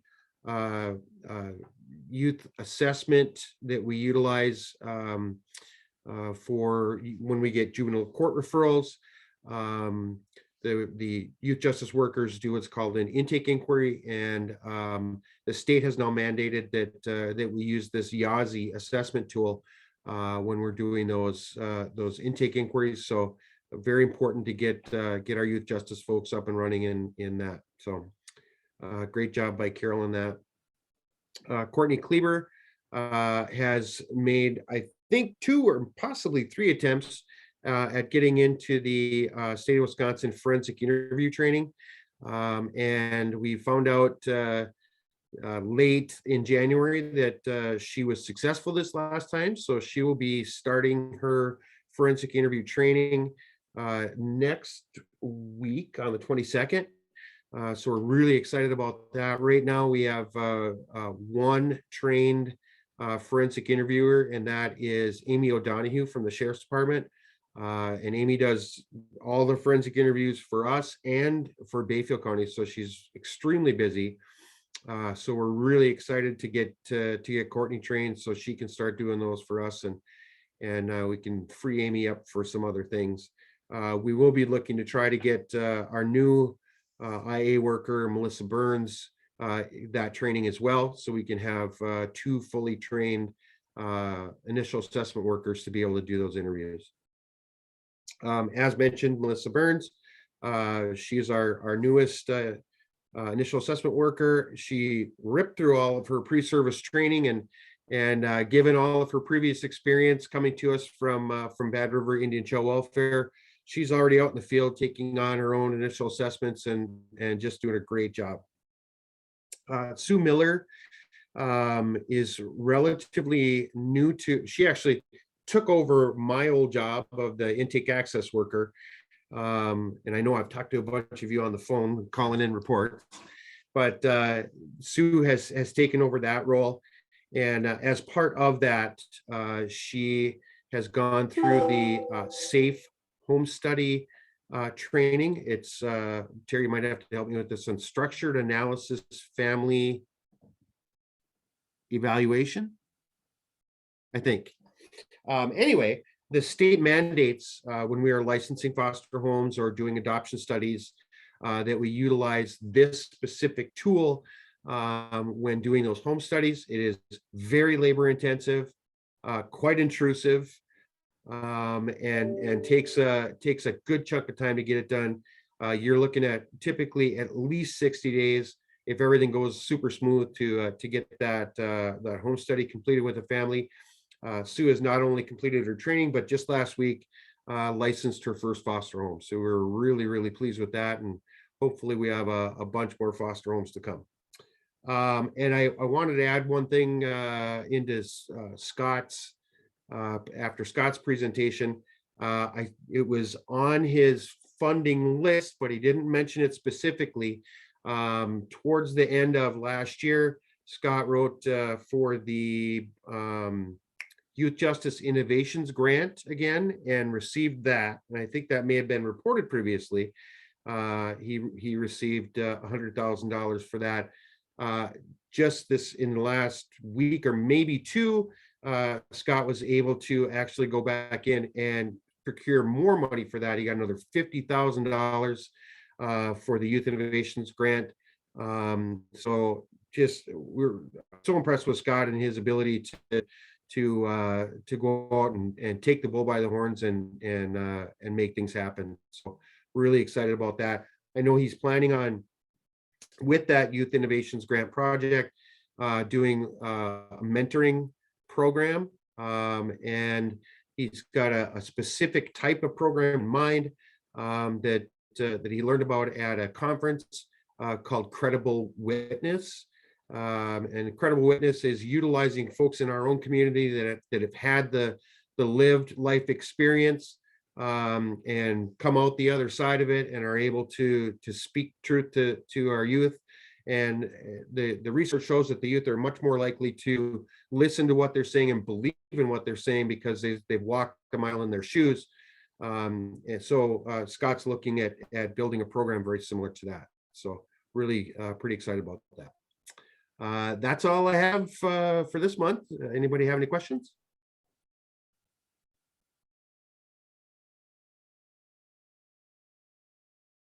Doesn't look like. Parents, I think I'm done. Okay, thanks, Jerry. Adult Services, Laura. Thanks, Clarence. So I just wanted to give you guys an update. In 2021, the state took over and the CLTS program, which is Children's Long-Term Support Waiver, is now state funded versus the county getting an allocation each year. In 2020, we were serving 26 families through that program. And through the last year, we have increased our numbers to our current number of 43 families. With that, we brought on an additional part-time case manager to assist with that program. And I just wanted to make you aware of it because it's really exciting to me that we're able to serve these children. Kids that are in the CLTS program are children that have a physical disability, developmental disability, and or a severe and emotional mental illness. So we're really, really excited and continuing to do outreach for that program and bring in more kids through that state funded initiative. The other thing I need to make you aware of is at the end of last week, we received notice that Melon Manor Nursing Home will be transitioning to a Cbrf assisted living facility. So that is going to affect 17 individuals that are currently residing there. I went down in person yesterday for the informational meeting for residents and their families that talked about what this transition is going to look like.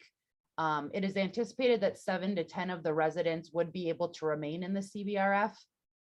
So with that, through the ADRC part of my position, we will be meeting with those individuals to enroll them in a long-term care program so that they would be with Inclusive, who would then be the funding source for an assisted living facility. The rest of the residents have the choice of where they want to relocate to. So there is availability for them to tour any other facilities.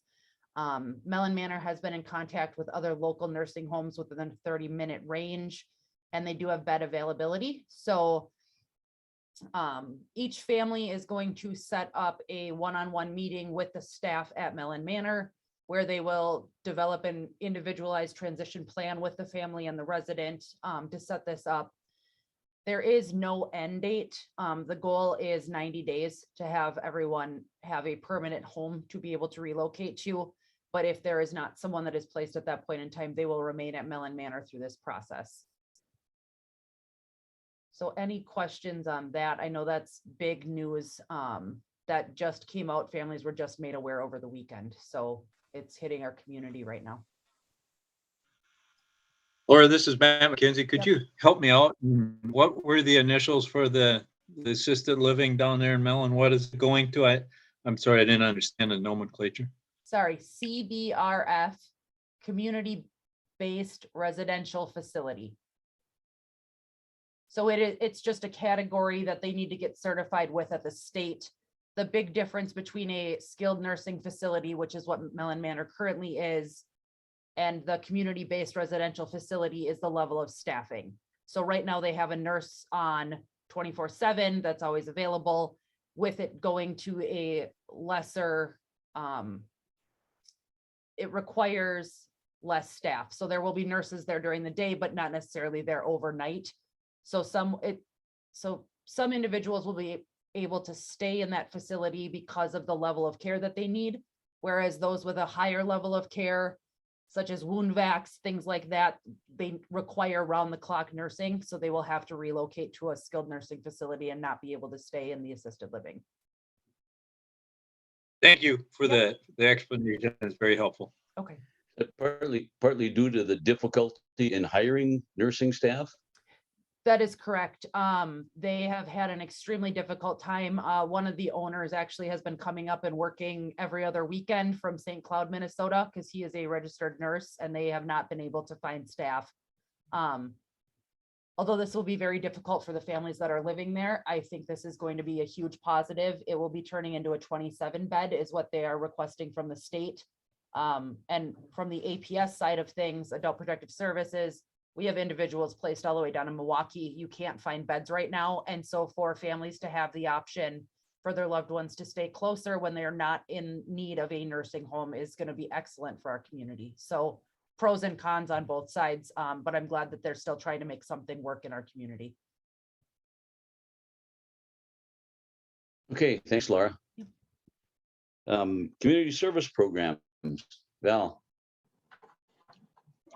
Good evening. Well, as things go in our world, there's ups and downs, and coming into the new year, we had December was a big month for referrals, and we had 9 referrals. Normally we have 6 to 8, 9-ish is our average. In January, we had 2. So that we had an opportunity to get caught up on what was left over from 2021. And then here in the first 16 days of February, we've had 15 referrals. So it's just the world we live in, and we've got a wonderful team. They're stepping up to the plate, doing what they need to do. And the other, you know, the biggest, I think one of the biggest things that could help them is if we just had more contracted service providers, especially for that home and community piece. And we have had an increase in North Country Independent Living, added somebody just this week that's going to provide 10 hours a week. Independent or Innovative Wisconsin has hired a CCS program manager that at some point they'll end up doing 20 hours of direct service. They're still in training. But what that will eventually lead to is once they get into their job, I'm hoping by late spring, early summer, their intention is they're going to hire more of that, the folks who do that home and community piece. In addition to that, in December, North Country Independent Living hired a 3rd certified peer specialist. So we now have 3 certified peer specialists. So that's the, Laura, can I share my screen? Let's see here. All right. So that's the, what's going on in the program. Every year we have to do a satisfaction survey. The Wisconsin Department of Health uses a variation of a standardized mental health statistical improvement program. We call it the MISSIP. MHSIP is the initials. It's also used by SAMHSA, the Substance Abuse and Mental Health Services Administration, for state-by-state comparisons. So the surveys are aimed at participants who have at least 6 months in the program. And they ask about the services that are provided, how the services have impacted their life, and the relationships in their life. The service this year, so last year we had to mail the surveys because of the pandemic. This year we did hand them out in person by the service facilitator, who is somebody they know and they're used to. For those who didn't complete it or and didn't decline to complete a survey, there was another contact in person or by telehealth. So we had a total of 38 adults eligible. 4 youth, so youth is age 12 to 17, and 3 families, so that's age newborn to age 11. We did get, so we had adult response was 15. In 2020, our response was 12, so we did have an increase. That's a 39% response rate. We'd like to see it better. So that's something we're going to work on for our 2022 satisfaction survey. With the youth, we had a 100% response rate. So that's great. And then with our families, we had a 71% response rate. So this here kind of shows the categories. And so the blue is our 2019 data. And the 2019 data only includes the youth and families because the miss-up was not the survey. The state used a different survey in 2019.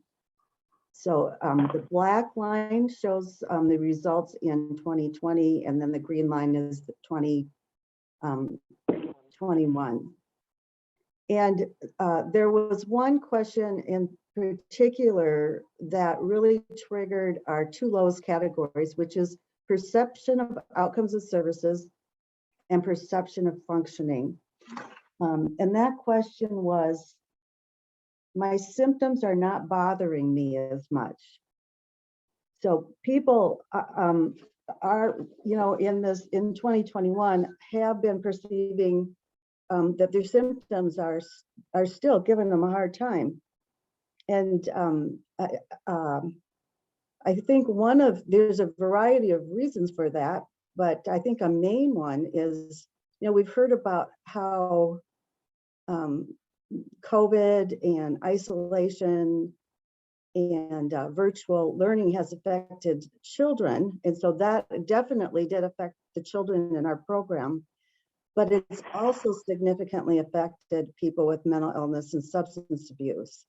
For our folks in recovery, there for a long time, there were no in-person support meetings to go to. About 25% of the folks we serve even have the capacity for a video audio telehealth to join a virtual meeting. So that is a significant barrier to supportive services. The other is even with people who don't have the diagnosis of anxiety, we notice increased anxiety across the board in all diagnoses in the last year. And so I think that's also lent itself to people having a harder time with symptoms. The other is, even though we are slowly but surely inching forward with the number of contracted service array we have in the home and community, we still don't have enough.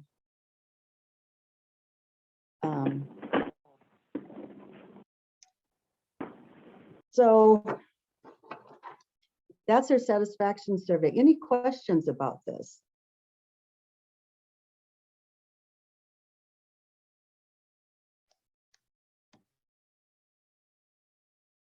I don't see any.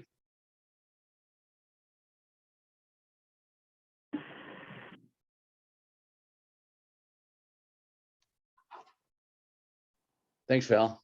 Thank you. Thank you. Okay, economic support, Melanie. Good evening, everybody. I'm Melanie. I'm the Economic Support Supervisor. We determine food share, Medicaid, child care, eligibility, daycare, certified daycare providers, and determine fuel assistance for the WHEAT program, the Wisconsin Home Energy Assistance Program.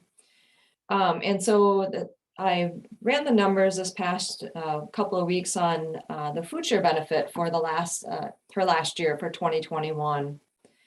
And so I compared them to the 2019 because that was our normal year. We didn't have any temporary policies at that time. That was kind of just the normal processing year. As you know, with the pandemic, the state instilled a lot of temporary policies and economic support. It was almost weekly. It was almost daily at times with temporary policies within our unit. Just to give you a figure here, though, with those temporary policies, the state was issuing and continued through 2021 and is continued through January and February in 2022 max food share benefits. And so when you equate that to numbers, 2019, there was $3.6 million, again, normal year.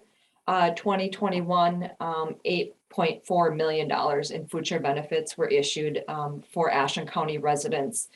When it comes down to assistance group size, it was just a case that not considering who was in the household, we had 1,646 cases in 2021 compared to the 2019.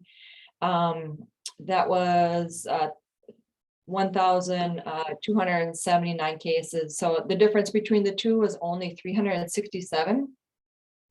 For participants difference though, we had in 2021, we had 3,129 participants total for 2021.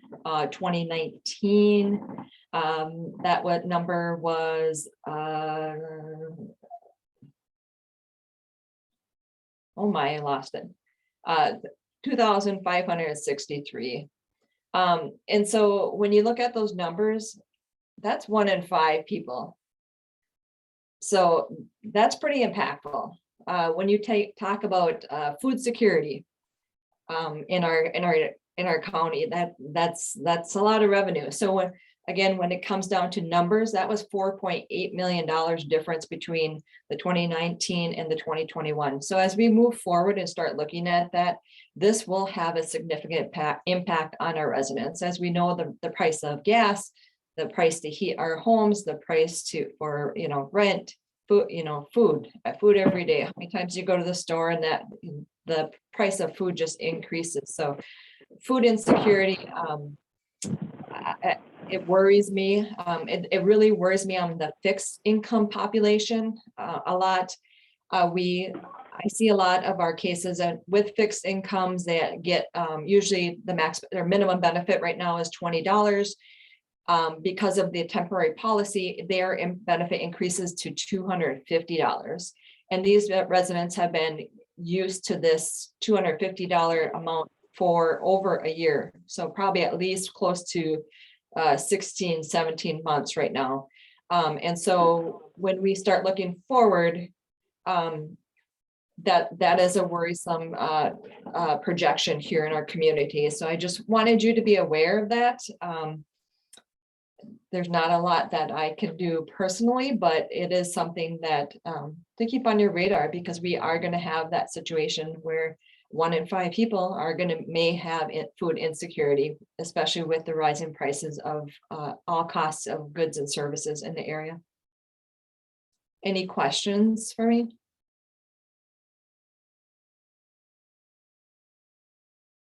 Lenny, I don't have a question, but I'm just kind of wondering if there's any factoring in, like right now, the school district provides 2 free meals a day, and which is significantly different than how it had been. And I guess that concerns me. And I don't know that that's within your realm, but I guess that's something that I would like the board to consider too, is there are more kids eating breakfasts and lunches because it is free. And I would assume at some point that those supports will go away, and I worry what's going to happen. So I'm just going to throw that in as kind of a thing to think about in relation to our county. Yes, I totally agree with you, Laura, that those other underlying services that have been helped through the pandemic, like being able to get those services from the school district because of the ARPA funding and that type of thing, those will slowly start gradually going away. we did not hear anything today about the public health emergency ending. I'm just gonna assume that it's gonna extend a little bit longer. So, but again, it will happen. It's gonna happen, so. If I could just jump in, what Melanie was alluding to was the state had told us they would give us 60 days notice if the public health emergency was going to end. And so the end date that we were trying to prepare for was April 16th. So we've been in contact with Rick Olivo at the paper. He's ready to go as soon as we get information. And he may run it earlier, even if we don't get notice that the public health emergency is ending, because our biggest fear, like Melanie was saying, was people may not be expecting this. We want to give them as much time as possible to prepare for it, because, you know, not everybody is good at budgeting, and I think a lot of people are going to be blindsided. So regardless, we're trying to get the information out to everybody so they aren't, we know a lot of our clients don't always open the mail, so we have to look for other means of getting that information out there also. So you'll probably be seeing more of that on our social media and trying to get it in the paper and things like that. Right, and not only does it affect our county residents, but you also think of businesses. $4.8 million into our businesses. So that, yeah, that's a big chunk of money. Thank you. Thanks, Melanie. Child support, Kelly. Hi, everybody. I'm Kelly Midday, Child Support Administrator over here at the courthouse. Just some updates on our unit. We are all still here plugging along. 2 years ago, we started taking cash payments here at our office in order to get more people to pay. We found out that lots of our clients didn't have checkbooks and couldn't get a checking account. So we're going and paying for money orders and things like that. In 2021, it keeps going up every year, but in 2021, we took in and receipted and sent into the trust fund $21,944 here, which is $3,498 more than last year. So it's catching on and people are starting to use that cash payment, which we appreciate. The state recently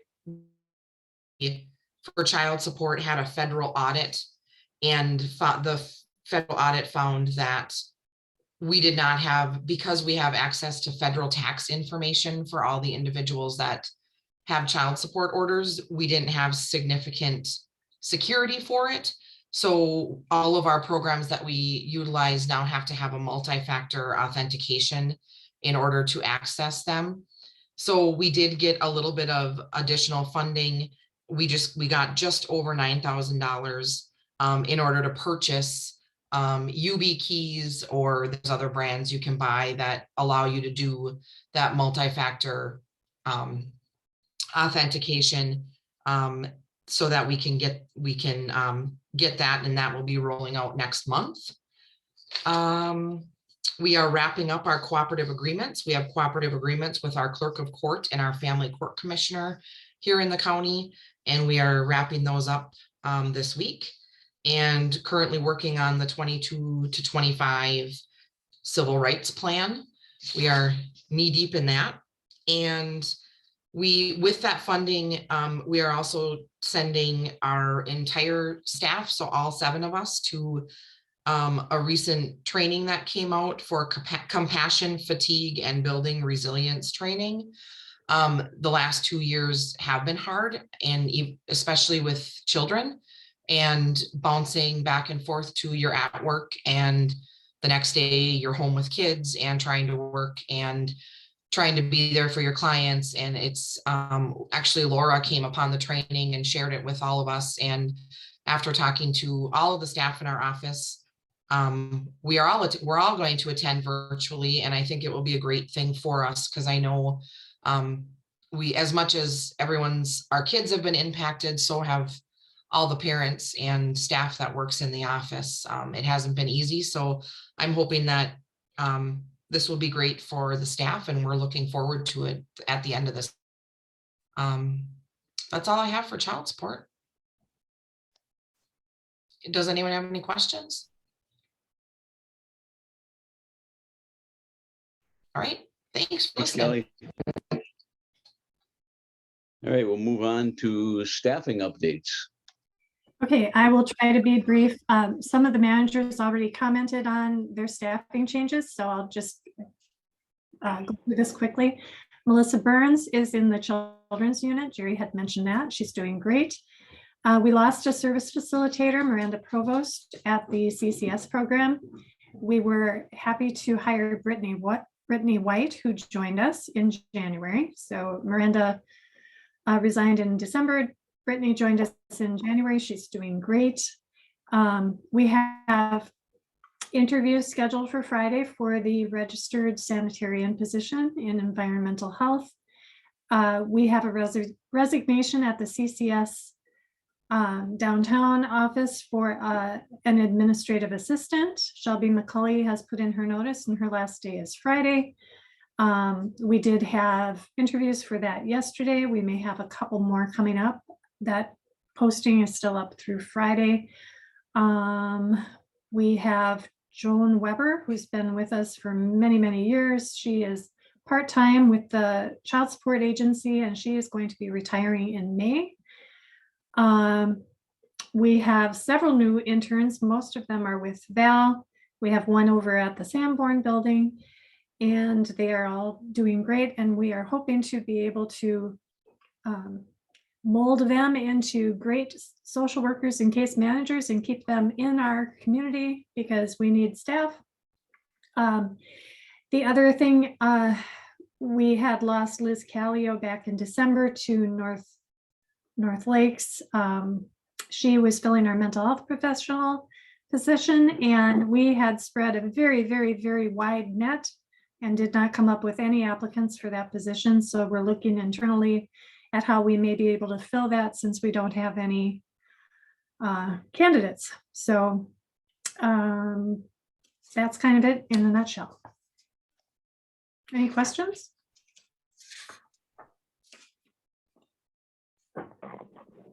And that brings us to the CCS worker shortage and possible action. So we had discussed this back in November and the board asked us to keep it on the agenda. Val had made some very poignant points about the difficulty that we've had in recruiting staff and retaining staff. We've had some staff go to Bayfield County for a significant increase in pay. We had requested to increase the pay for service facilitation case managers at the CCS program prior to budgeting, and that did not get passed. So we kind of talked about this last time, how over $50,000 worth of raises for the workers in that unit would basically cost, when we first ran the numbers before the budget cycle, about less than $4,000. That issue still is kind of nagging on us. We have had to lower our requirements from a bachelor's level to an associate's level, and it's kind of hit or miss. You can always find a bachelor's level who's not a good fit, and you can sometimes find an associate level who's a really good fit. So the difference is our reimbursement rate for that. So we do have to have a lower reimbursement rate for associate level workers who are doing the same work as a bachelor's, but we get different reimbursement for that. Again, we have not been able to find a mental health professional. I think we advertised 52,000 to 54,600 was the range, and a lot of therapists. So that would, most of these mental health professionals also would qualify to be a therapist. They're oftentimes making much more than what we can offer. Like I said, we lost one person to Bayfield County. They also are hiring a new service facilitator position over there. And we have one person who is looking at moving to Bayfield County because it's significantly higher in wage. I did talk with this person. I was hopeful that we could somehow come up with some additional funding so that this person would feel comfortable staying, because after talking to them, the money was a concern, but there were many, many benefits that this person identified for staying in Ashland. But again, money was an issue. So I talked to Dan today. We had talked before also shortly after our last meeting. We understand budgeting is an issue. The county doesn't have many funds available. The difference with the CCS program is kind of in line with the child support program and economic support. Any increases do not come straight out of levy. We get what should be 100% from Medicaid reimbursement. We're still trying to work out those glitches. In general, we get about 95% back. So that's how we came up with that around $4,000 number that we were looking at for the raises in CCS. So just an update, I did talk to Dan. He asked me to put together another request for funding and the justifications for that. And I don't know that I have anything else to add. Val, did you want to make any points with your program? No, I think you hit it. And I know Bayfield now has this position open, and just every time I see a position open in the community, it's like, here we go again. And I think, we're already short service array staff, and then internally to be short service facilitators, it just compounds things. And with Liz leaving with that mental health professional, there is a small piece of her position that they are picking up right now as well. So it's dire, and I'm hoping that at some point in time we'll be able to get that 100%. We are a cost-based program. It should be covered by Medicaid.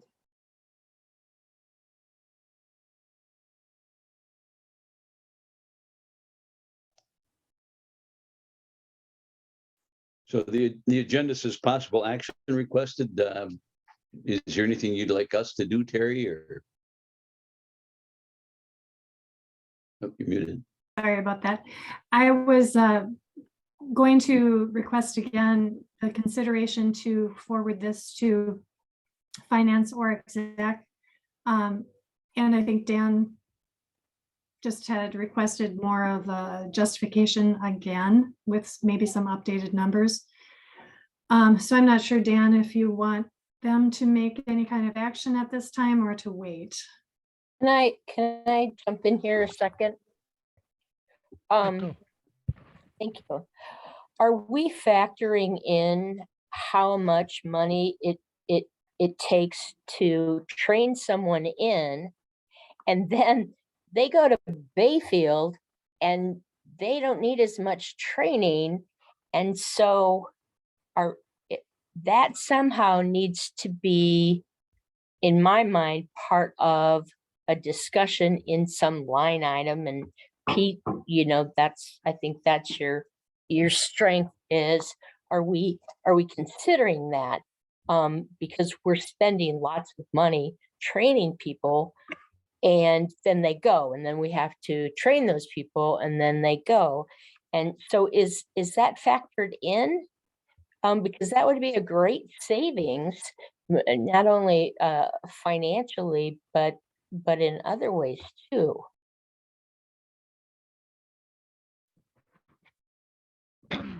Well, we're going to bring this to executive in March. I'm not exactly sure what day that meeting is going to be at.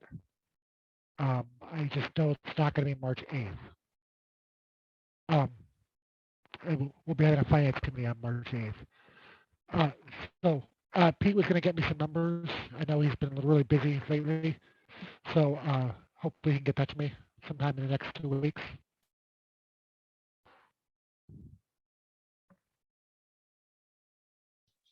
So to answer your question, I don't know that we need any action taken by the board at this time. Yeah, maybe we can wait and see how this plays out and. Yeah, my guess is, I'm sorry, Clarence, go ahead. I was just saying, Pete and Terry get that information to Dan and take it to executive and see where it goes from there. Yeah, my guess is they kick it back to finance, and then finance deals with it in April. Okay. Pete, I'd love to chat with you about this later.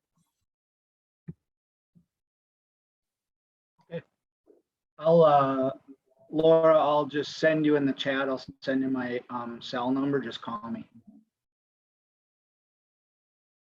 Thank you. All right, we'll move on then to the subsidized guardianship bill. I wanted to share some good news with you, so I had to include that in our agenda. The subsidized guardianship bill did pass, and actually it was included.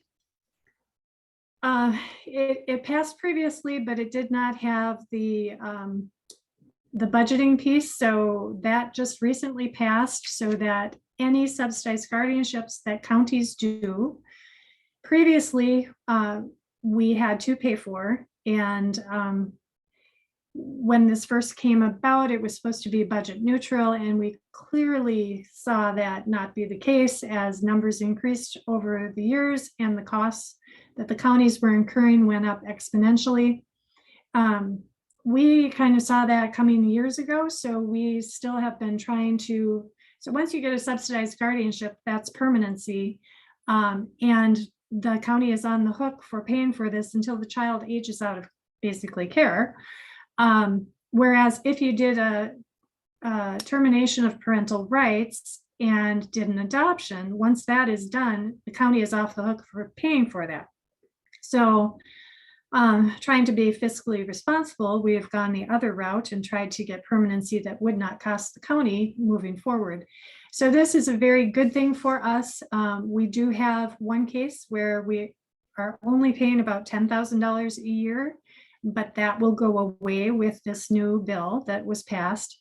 And we have many other families that now that this has passed and is in place, and the state will pay for those, that we will be working on getting permanency for our children. So it's a win-win for the kids. They have permanency and the state will pay for that instead of the county. So basically it's family members who are kin or like kin and who are licensed to be a foster home. And after 6 months with them licensed as a foster home, we can bring that into court and proceed. So it isn't a short process, but it's something we will prioritize and get moving forward on as soon as possible. Any questions on that?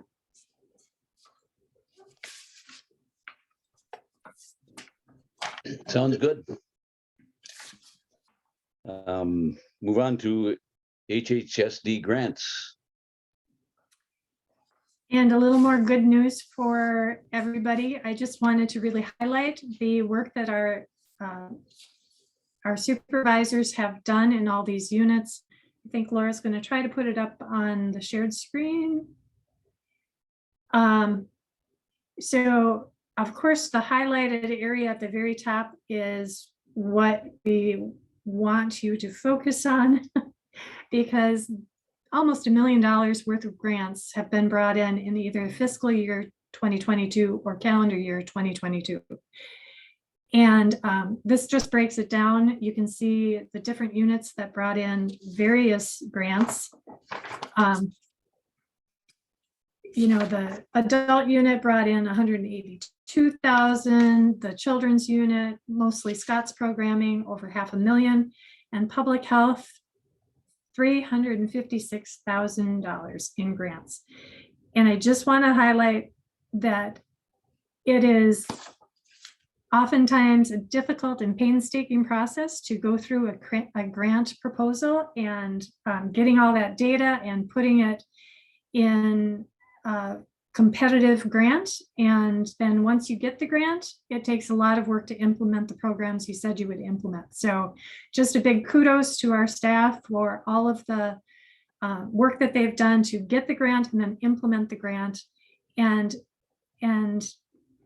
almost $1 million brought into our community for wages and services. So huge shout out to them. And I just wanted them to get acknowledged for that.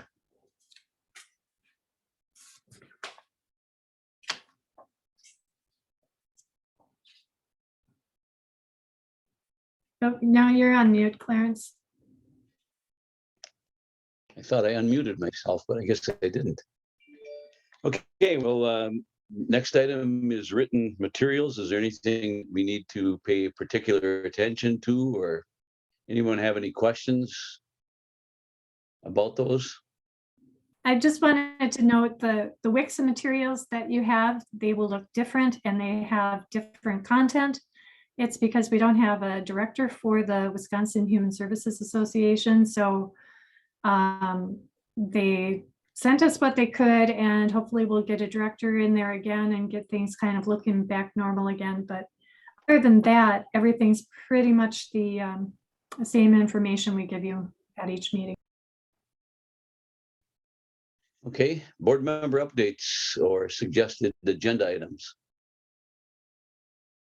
Anyone from the board have anything to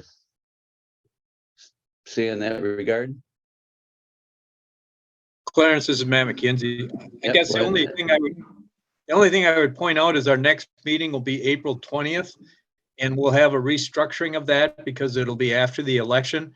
Is there anything that we have hanging that would be best to have it taken care of before we change the board? That we need a meeting before that date, you know, well, actually before the 5th of April, if that's the case. That's the only thing. I don't know of anything, but if there is, I guess we should look at that. Otherwise, there's a possibility of a new substantial change to the board with the election. Not that I'm aware, Matt, but if something comes up and we have enough time to notice everybody, we can certainly pull a meeting together. Yeah, and the other thing that we always seem to run into is that April board meeting comes so close to our reorganizational meeting of the county board. Sometimes we don't know who's going to be on the new Health and Human Services Board until very close to that April 20th meeting. So, you know, the community members are there, but the county board members are, you know, are appointed.